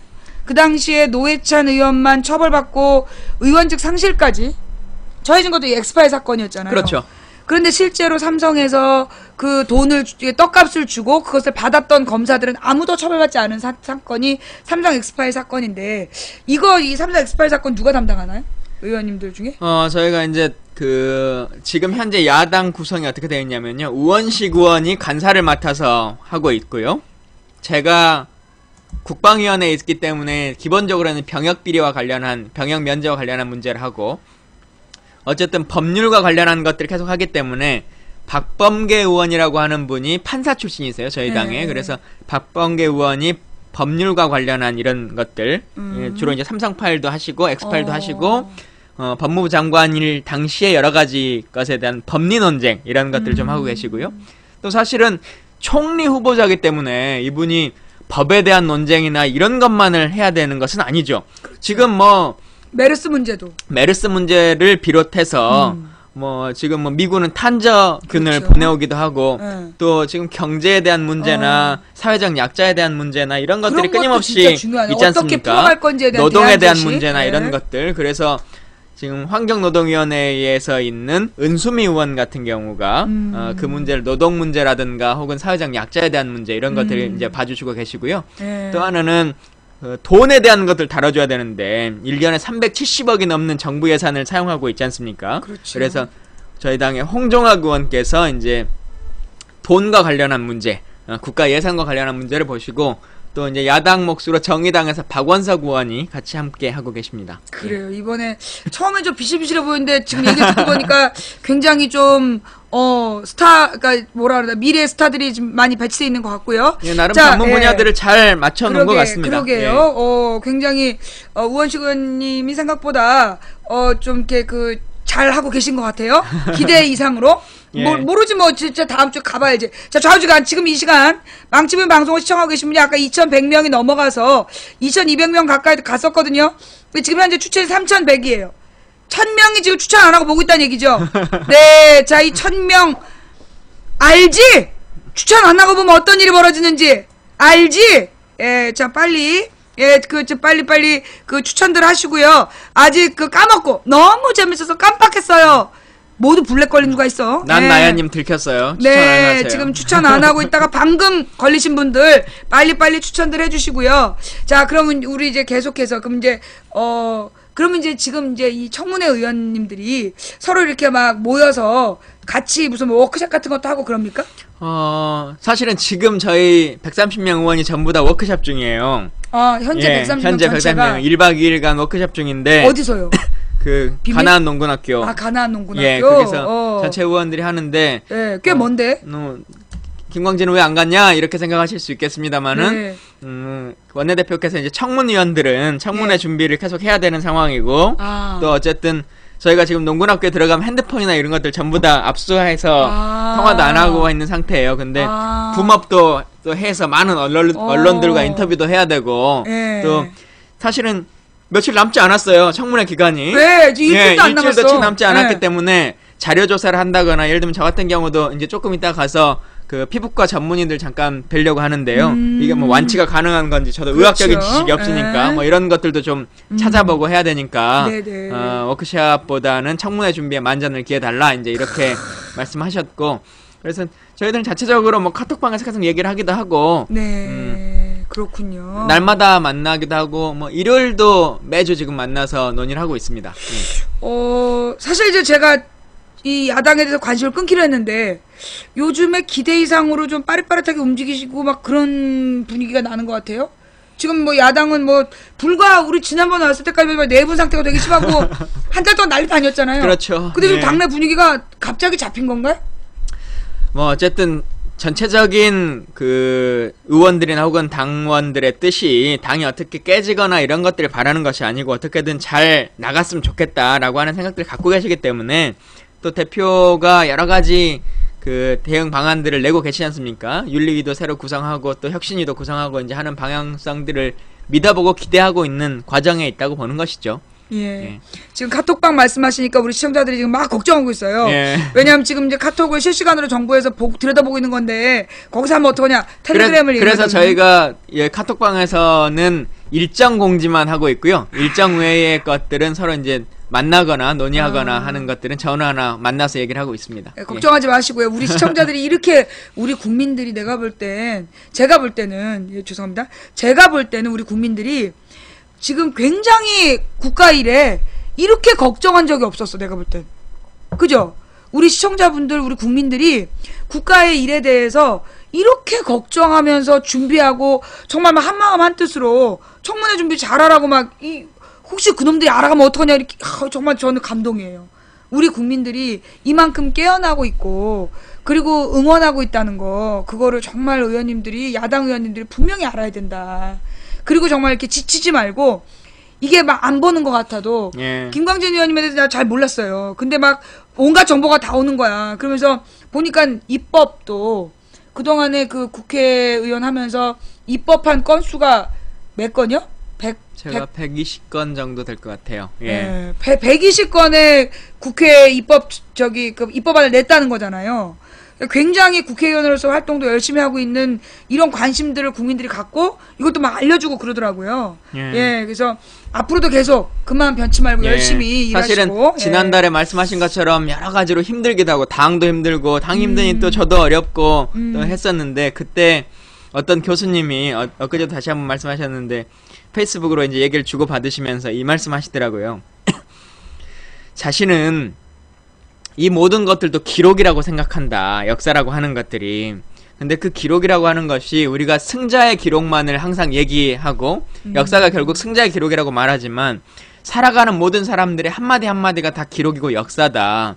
자신이 어떤 사건이 났을 때 입장을 내고 교수이긴 하지만 성명서를 내고 뭘 하고 하는 것들에 대한 것들을 계속 하는 것은 어느 시기가 지나서 후대가 지났을 때 이런 말을 하고 있는 교수도 있었다라고 하는 것들을 기록에 남기고 싶기 때문에 하는 것이니 김광진 의원 조금 더 아깝거리면서 살아주시면 좋겠다 이렇게 저한테 메시지를 보내신 분이 있어요. 근데 저도 그 마음이 그 말을 듣고 이해가 참 되는 것이 어느 순간에는 그래 박근혜 대통령 우리 말 백날 해봐야 듣지도 않아. 이 사람 진짜 이 인터넷이라도 하는지 안 하는지도 모르겠고 국회의원들하고 직접 얘기라도 하는지도 모르겠다. 이제 이런 생각도 하고 우리가 이런다고 이 법이 되겠나 안 되겠나 뭐 이런 논쟁도 하고 막 하지 않습니까? 근데 그러더라도 끊임없이 누군가는 이것을 시도했고 이것이 옳은 일이라고 주장해왔고 라고 하는 것들을 말하고 반복하고 해야겠다.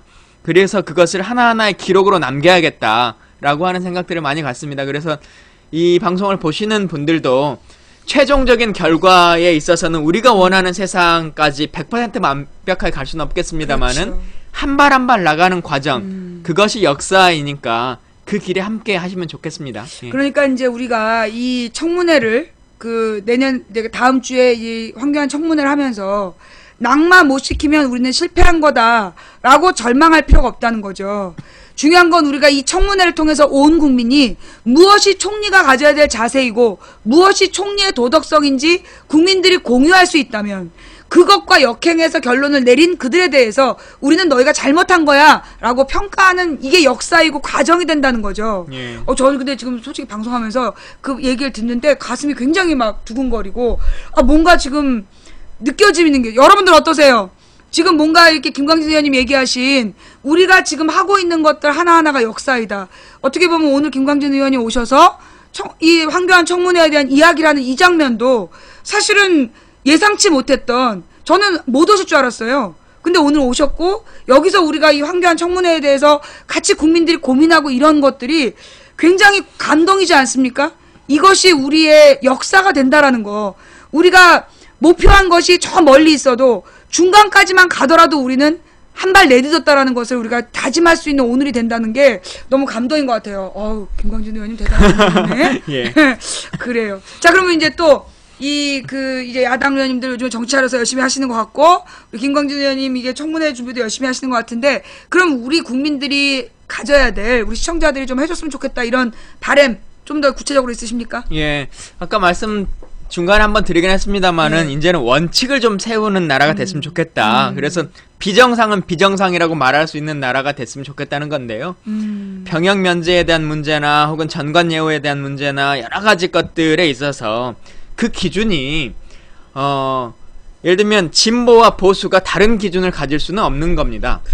저 새끼들은 원래 맨날 돈 먹고 뭐 하는 사람들이야 라고 하는 것으로 몇 천만 원 받아도 그 사람들은 그렇게 쟤들 또 그랬어 라고 그냥 넘어가 버리지만 진보인 사람에게는 진보라는 놈들이 어떻게 100만 원을 받아 이렇게 이제 하게 되는 거죠. 그래서 다른 기준을 갖는 그 척도 저는 그것도 물론 진보를 가진 사람들은 훨씬 더 떳떳하게 의정활동을 하거나 일상생활하는 것도 옳은 일이고 맞는 얘기입니다만 국민들께서도 법에서 정한 최소한의 기준 이것에 도달하지 못할 경우에는 불가능하다라고 하는 것들에 대한 원칙을 세워주시고 그렇죠. 제가 예전에 처음에 왔을 때 이 말씀 드렸어요. 군 인권이라고 하는 것이 개선되지 않는 가장 큰 이유 중에 하나가 군 인권이라고 하는 것을 2015년에 대한민국 국민들의 시선으로 그 인식의 기준 안에서 인권을 봐야 되는데 20년 전에 내가 군생활 할 때에 비하면 그때는 지금은 보이스카웃이야 라고 하는 인식을 갖기 때문에 군 인권이 개선되지 않는다라고 말씀을 드린 적이 있는데요. 그렇죠. 지금의 이 장관 후보자도 마찬가지입니다. 지금 장관이나 지금 총리를 2015년을 이끌 총리 후보자를 모시는 거거든요. 그렇기 때문에 저 사람도 80년대 90년대를 살다 보면 그럴 수 있겠지 라고 하는 생각을 가지시면 안 돼요. 그 당시에도 깨끗하게 사셨던 분들이 있거든요. 그렇죠. 예. 그리고 그분들의 원칙을 있어. 지켰던 분들이 있어요. 제가 아시는 것처럼 민족문제연구소라고 하는 곳에서 사무국장을 했던 사람인데 저희가 항상 학생들을 상대로 하는 교육이 있습니다. 뭐냐면 그냥 단순하게 친일파는 어떤 사람이고 나쁜 놈들이다 라고 얘기하지 않아요. 같은 시대 다른 삶이라고 하는 판넬 전시를 항상 합니다. 같은 시대 다른 삶. 예. 다른 삶. 다른 삶. 예를 들어.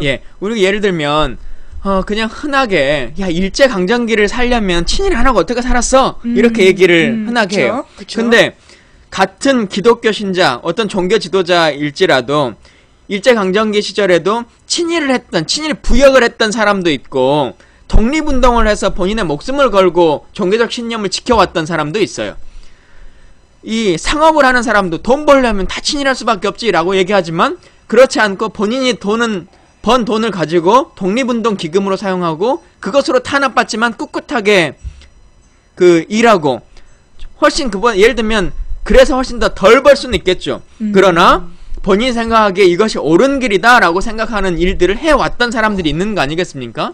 그래서 같은 시대에도 충분히 다른 삶을 살아왔던 사람들이 있고 또 우리 지금 저희 당의 원내대표가 독립운동가의 후손으로 유명하신 분이죠. 이종걸 의원께서도. 근데 사실 지금 독립운동했던 분들의 후손들은 다 대한민국에서 들어오지 못하고 전국 각지를 떠돌고 국내에 있어도 참 가난하고 이렇게 살지 않습니까? 근데 친일했던 사람들은 지금도 부끄러움도 없이 조상 땅 돌려내라고 친일에서 받은 땅 돌려내라고 지금 이렇게 하는 것인데 고소하고 예. 그 당시에 옳은 일을 했던 사람이 후손들도 훨씬 더 옳게 살고 부유하다고 하는 것이 꼭 옳은 일은 아니겠습니다만은 그것을 인정받는 나라 그래서 원칙이 바로 선다. 옳은 것이 강한 것을 이기는 나라를 만들어야 한다.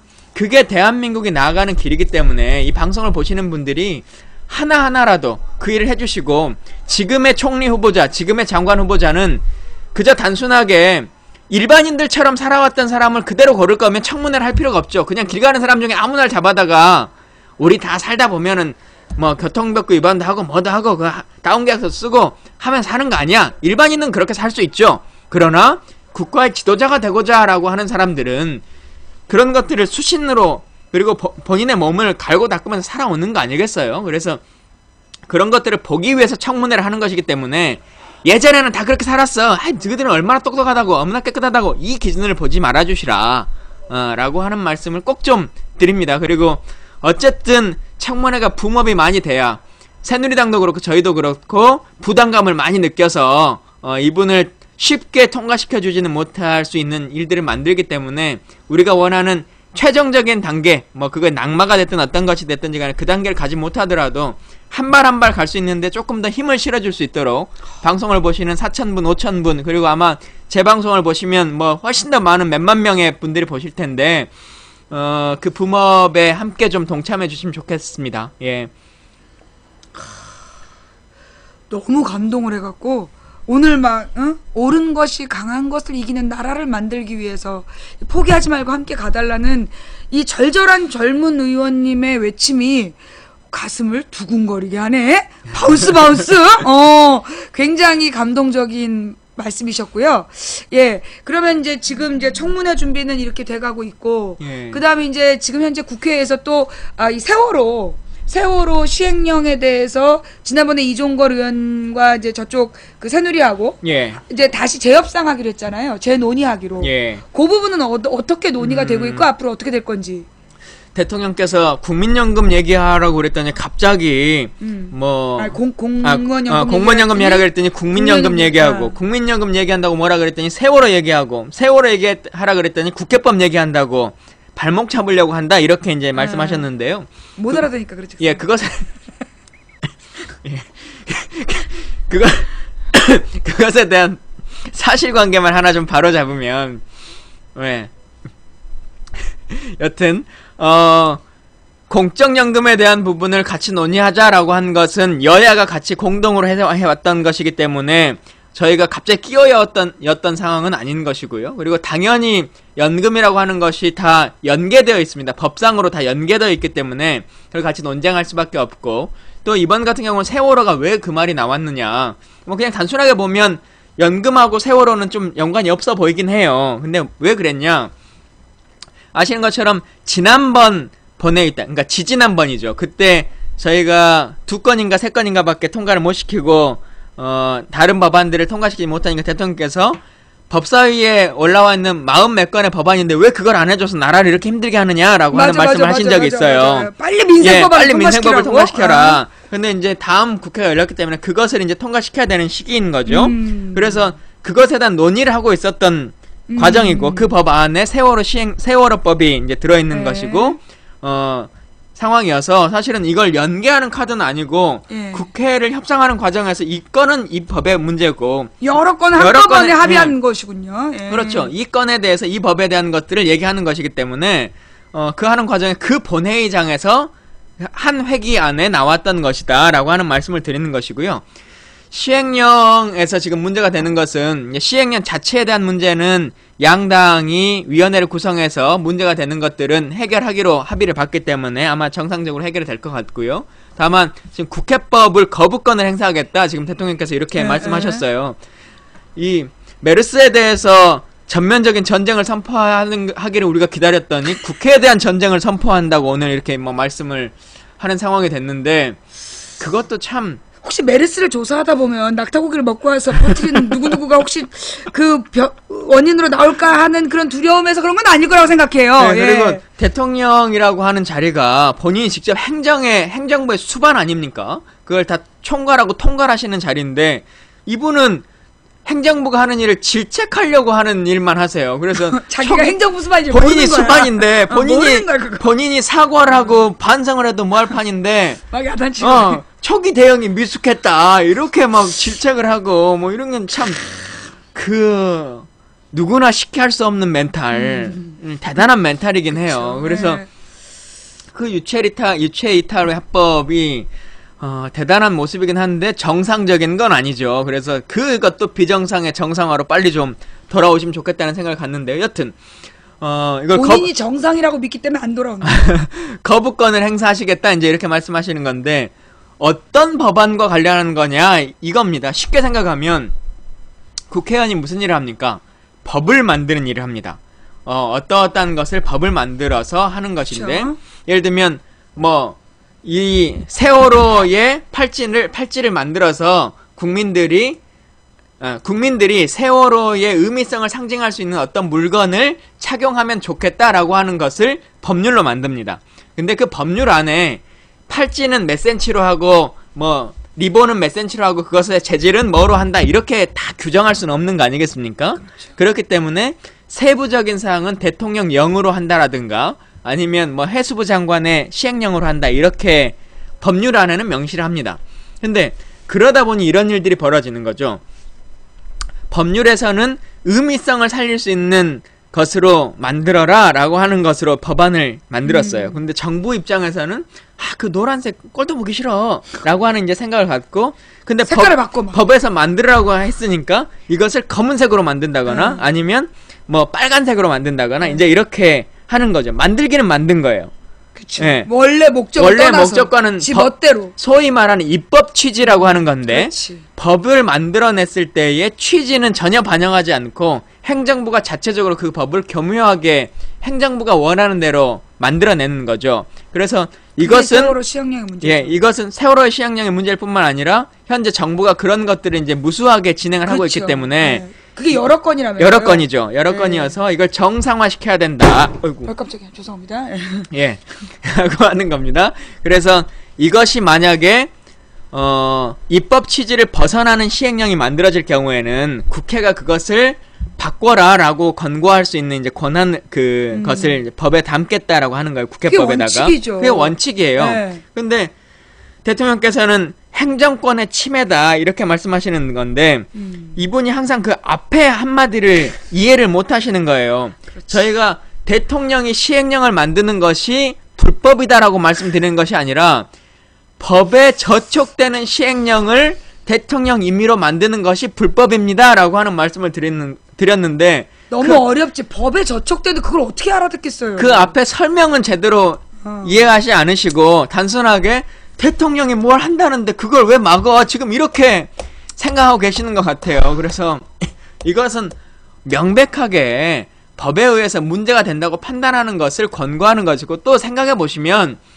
야당만이 그것을 주장하는 것이 아니라 혹은 어떤 문제가 있어서 치더라도 국회라고 하는 것이 여야가 있는 거 아닙니까? 그리고 실제로 지금도 여당이 훨씬 더 다수당이에요. 그래서 다수당이 뭐 빨간 걸로도 좀 할 수도 있지 라고 하고 그 권고안을 동의를 안 할 수도 있는 것이거든요. 그렇게 되면 청와대에 보낼 수도 없어요. 그래서 여러 가지 것들을 고려해 본다면 너무 과도하게 본인에게 뭔가를 뭐 얘기하는 것에 대해서 도저히 참을 수 없는 그 인식을 갖고 계시는 것 같은데, 이런 것들은 좀 정상화 시켜줬으면 좋겠다. 그리고 상식선에서 좀 대화가 됐으면 좋겠고요. 대통령께서 하셔야 될 가장 막중한 임무, 국민의 생명과 안위를 지키는 이런 일들에 훨씬 더 중점을 가지시고 그것과 전쟁을 선포하셔야 된다. 지금 뭐 오늘 오전에 국무회의를 하고 뭐 하는 수석보좌관 회의를 하는 과정에서도 사망자 숫자나 혹은 이 피해자 숫자들에 대해서도 잘 모르고 계신 걸로 지금 나오는 거 아닙니까? 보고가 제대로 이루어지지 않고. 그래서 이런 것들이 과연 이런 잠깐, 지금 메르스에 대해서 환자 숫자도 예, 확진 모르고. 환자 숫자도 지금 제대로 파악되지 못하고 있는 것으로 지금 나오는데 이런 것도 좀 바로 잡아야죠. 밑에서 일하는 사람들은 진짜 어떻게 일하는지 모르겠어요. 그리고 삼권 분립에 대한 얘기를 하시려면 대통령이 임명한 국회의원을 특보로 임명하는 그게 무슨 삼권 분립이 안 되는 거죠, 원칙적으로. 우리가 죄예요. 예, 우리가 죄야.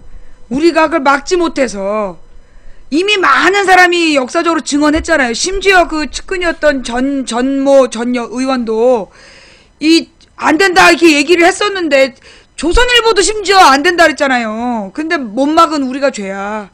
그러니 이게 진짜 이게 근데 사실 이 정도일지 몰랐잖아 우리가. 그죠? 아, 이건 말해야 돼. 행복한 여름님 감사합니다. 김광진 의원님 후원 아주 조금 했어요 방금. 아, 오, 예. 감사합니다. 후원을 하실 수 있군요.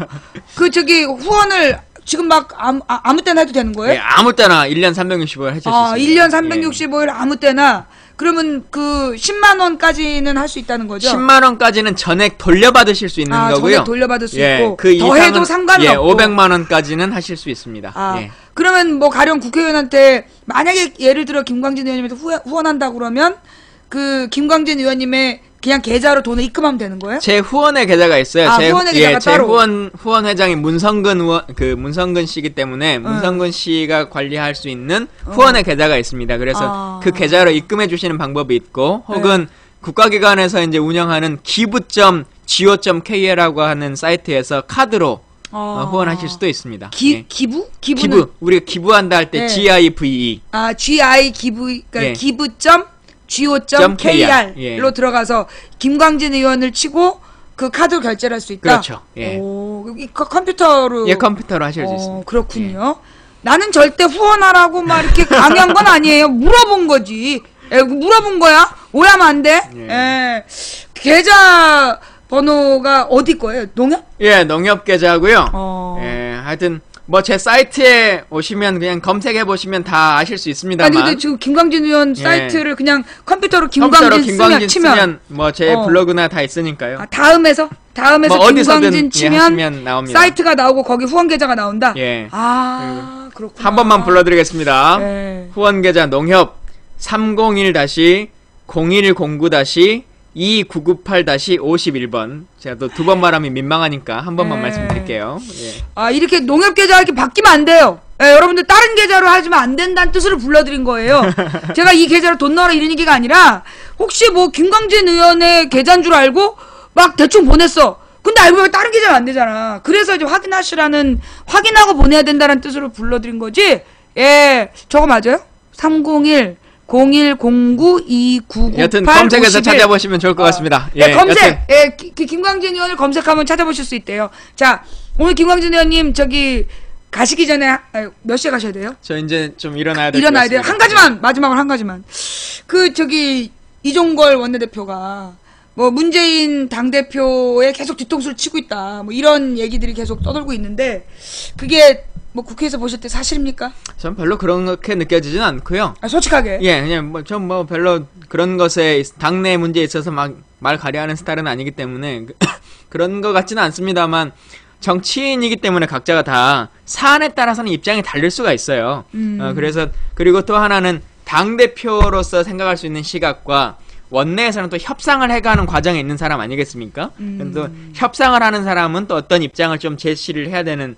그리고 또 이것을 원내대표와 당대표를 구분해 놓는 것도 그 두 가지 전략 같이 하기 위한 것이기 때문에 그 두 가지 하나의 방향성이다. 전략 중에 하나일 수도 있다라고 보시면 좋을 것 같고 또 지금 다 잘 진행되고 계시고 원내대표와 당대표가 합심해서 잘 당을 이끌고 계신 것 같습니다. 예. 그렇군요.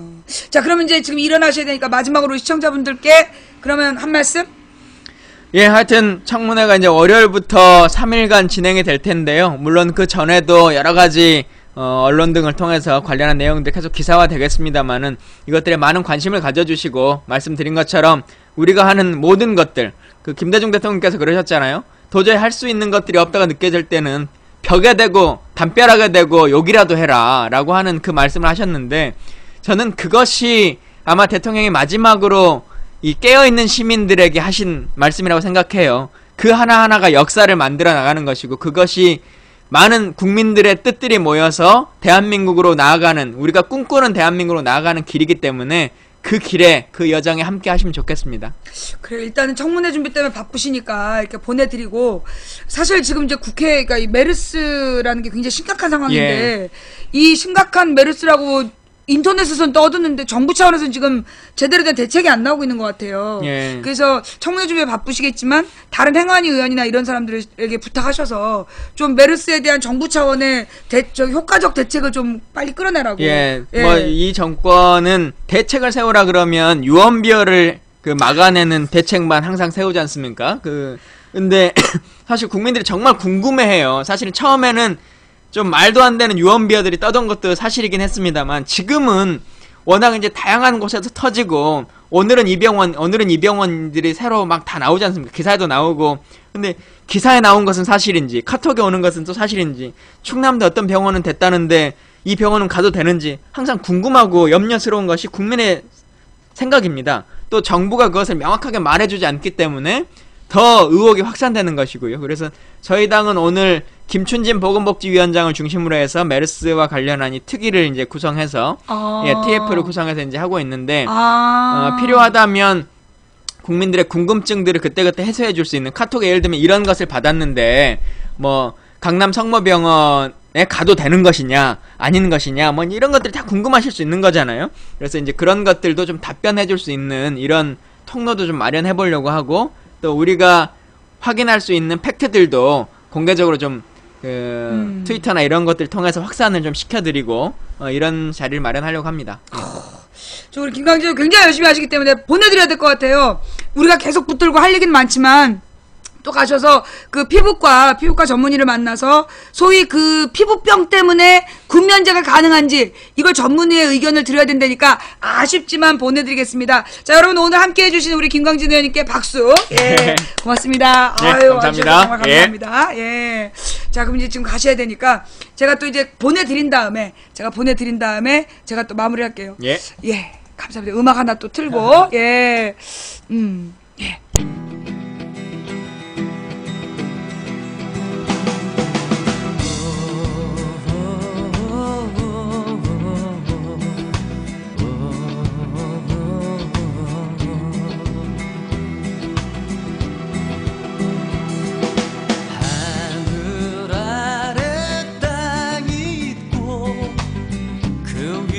내가 있으니 어디인 들이네 뭐 둘 곳이야 없으리 하루 해가 저문다고 울터이냐 그리도 내가 작더냐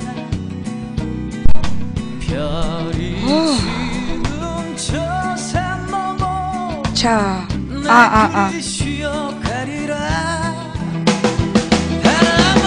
어서오세요 망치부인입니다. 현재 시청해주고 계신 아까 최고 시청자가 3,200명은 넘었는데 현재 추천 숫자는 3,700 역시 오늘도 500명의 요원들이 자리를 차지하고 추천은 안하고 버텼다라는 자 여러분 추천 부탁드릴게요. 오늘 방송 어떠셨어요? 오늘 방송 볼만하셨습니까? 정말 아니 근데 김광진 의원 팬이 이렇게 많어? 아니 김광진 의원만 오면 막 1,000명 이상이 오는 것 같아. 1,000명? 오늘도 지금 1,000명이 더 온 거죠. 김광진 의원이 왔기 때문이에요? 당황스럽네. 김광진 의원 팬이 이렇게 많아 원래? 와 대단하네. 아니 오늘 방송 되게 감동적이지 않았어요? 오늘 막 명언 포텐이 터지는 거야. 진짜 이게 사실은 이게 황교안 청문회 내가 느낌 있다 그랬잖아. 그 황교안 청문회가 그 뭔가 느낌이 좀 다르다. 이 황교안 청문회가 박근혜 정부의 무덤이 될 것이다 라는 느낌 제가 받았다 그랬잖아요. 그러니까 그런 것 같아요. 대부분이 어차피 뭐 황교안 통과될 텐데 이렇게 생각하고 별 기대를 안 했는데, 내가 볼 땐 도리어 이 메르스 공포 오바가 국민들한테 더 황교안에 대해서 관심을 불러일으키는 것 같아. 예. 그리고 지금 쌓인 문제들에 대해서 드러내고 있는 것 같아요. 그죠? 난 노래소리 안 들리는데. 그죠? 예. 그러니까 이제 지금 보니까 지금 분위기는 제가 볼 때는 이 뭐라 그러나 황교안 청문회가 다들 그냥 넘어가는 분위기였어. 황교안 청문회가 그냥 다 넘어가는 분위기였어. 그런데 이게 내가 볼 때는 이 메르스에 대한 이야기가 너무 심했어.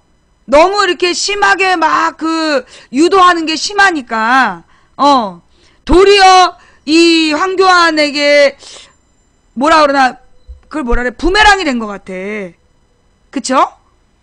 내가 볼 때는 메르스에 대해서 지나치게 이 언론에서 띄운 게, 나는 이게 황교안에게 부메랑이 될 거란 생각이 들어.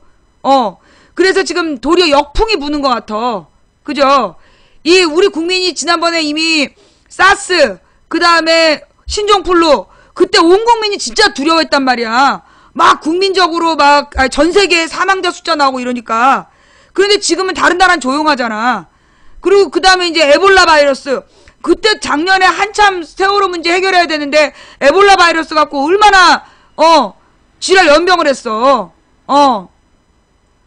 국민안전처에서 300만 명이 감염돼야 심각한 거다.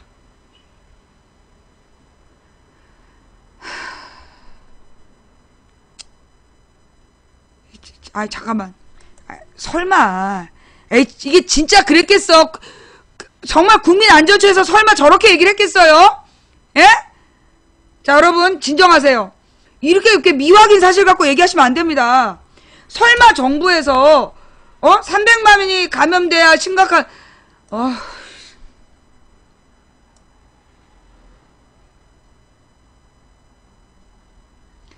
국민안전처 담당자가 2일 메르스 대란과 관련해 신종플루 같은 경우 전국적으로 확산되고 300만 명 정도 감염됐을 때 중대본을 가동했다.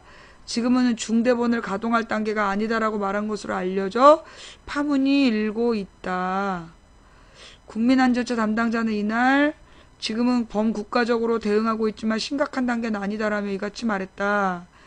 2명이 사망하고 3차 감염자 발발로 국민적 불안감이 증폭되고 있음에도 불구하고 국내 재난 단계를 현행 주의에서 심각으로 상향 조정한 뒤 중대본을 꾸릴 단계가 아직 아니라는 주장인 셈이다.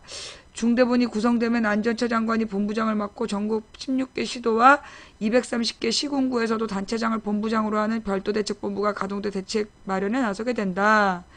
2009년 신종플루 확산 당시 감염자가 300만 명이 넘어서자 재난 단계를 심각 수준으로 높이고 중대본을 꾸린 바 있다. 문제는 신종플루와 메르스는 치사율 자체가 천양지 차란 사실이다. 신종플루는 치사율이 0.07%로 감기 수준이나 메르스는 40% 전후로 알려지고 있다. 실제로 신종플루가 창궐했던 2010년 3월 기준으로 우리나라에서 300만 명 이상이 감염됐으나 260명만이 신종플루로 사망했다. 독감 정도의 사망률이었다.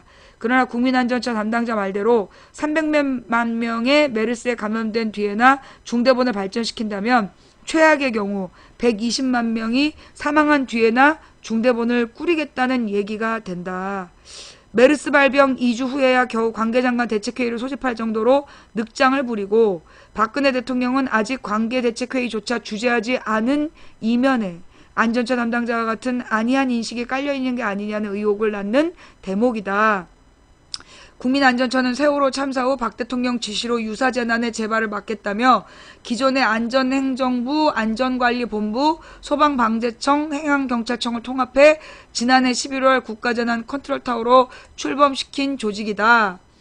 안전처 담당자 발언을 접한 SNS는 당연히 발칵 뒤집어졌다. 한 네티즌은 치사율 40%짜리 질병에 300만 명 정도로 감염되어 중대본을 꾸리겠다는 이야기는 쉽게 계산해서 120만 명이 죽기 전에는 심각하다고 생각 안 하겠다. 뭐 이렇게 봐야 하나. 이게 말이냐 방구냐 하고 질타했고, 다른 네티즌은 이 나라는 120만 명 죽어도 국가 재난 상태가 아니었어라고 어이없어 했다.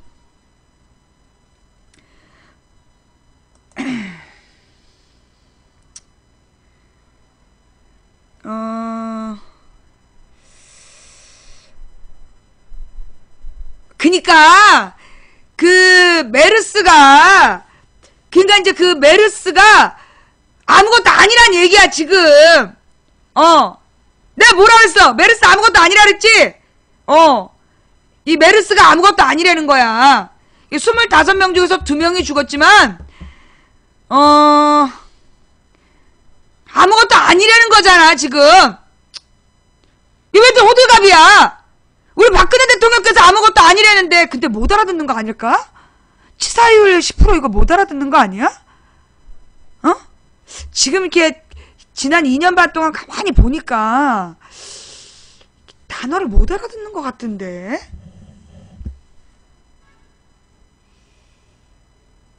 에이 설마. 됐어. 자 어쨌거나 여러분, 지금 내가 분명히 얘기하는데요, 내가 봐도 사실 메르스 그렇게 심각한 병 아니야. 내가 이제 솔직하게 볼 때 메르스가 온 국민에게 360만 명이 감염될 만큼 심각한 병이 아니라고.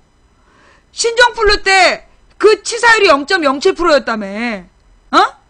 근데 메르스가 40%라고 얘기하는 건, 이게 낙타고기 많이 먹는, 낙타고기 안 먹는 것 같은데, 하여튼 저 중동에서는 심각한데 의료진이 없으니까. 서울은 그렇게 심각한 상황이 아니라고, 한국은. 그리고 그러면 지금 치사율이 10%다. 그거 치사율 10%라고 하면 안 돼요.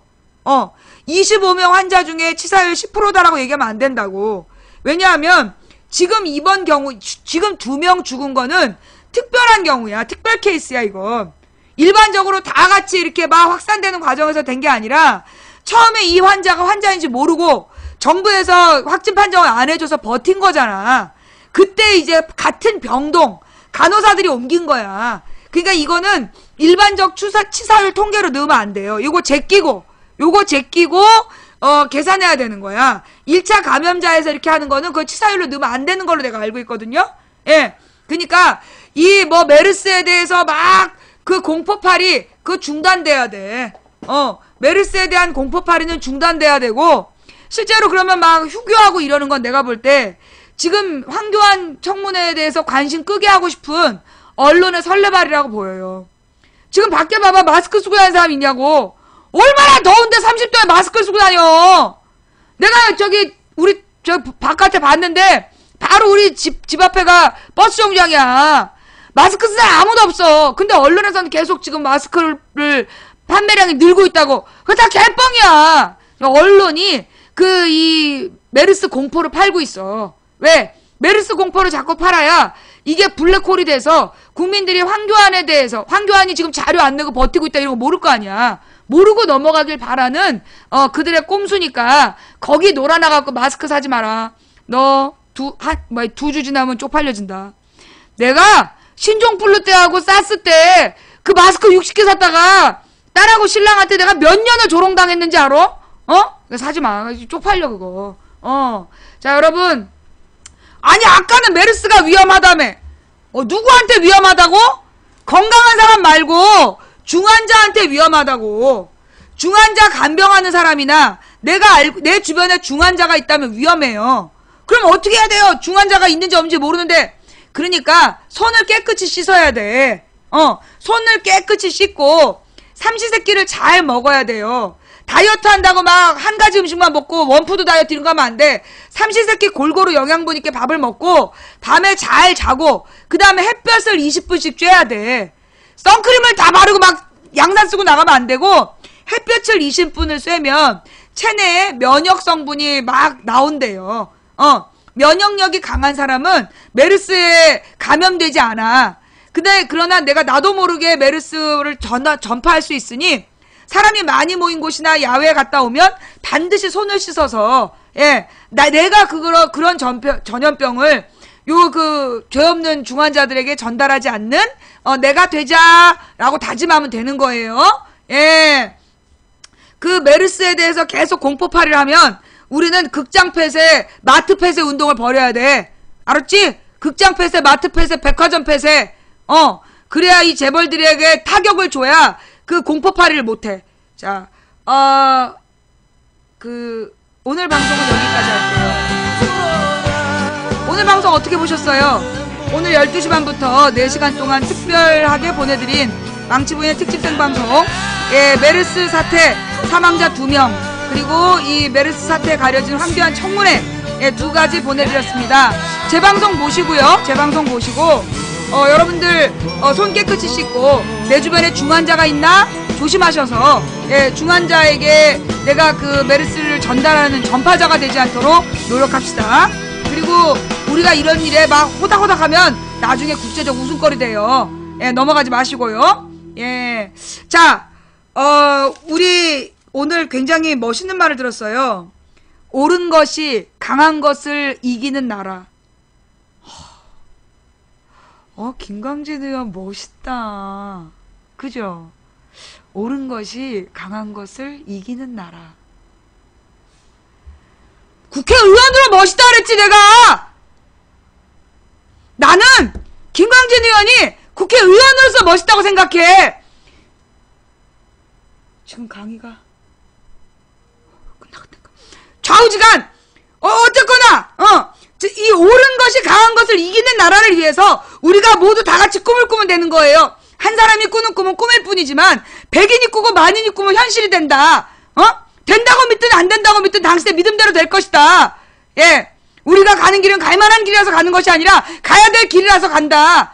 예, 우리가 간절히 소망하면 온 우주가 우리의 소망을 위해 움직인다. 옳은 것이 강한 것을 이기는 나라. 여보, 나는 당신만 진짜 사랑해요. 알죠? 예, 나는 정말 당신만 사랑해요. 아유, 김광진은 어려가지고 아무짝에 쓸모없어요. 예. 나 오늘 저녁 밥 먹고 아이씨, 어떡할 거야. 예, 지금까지 망치부인이었고요. 오늘 시청해주신 모든 분들께 감사드립니다.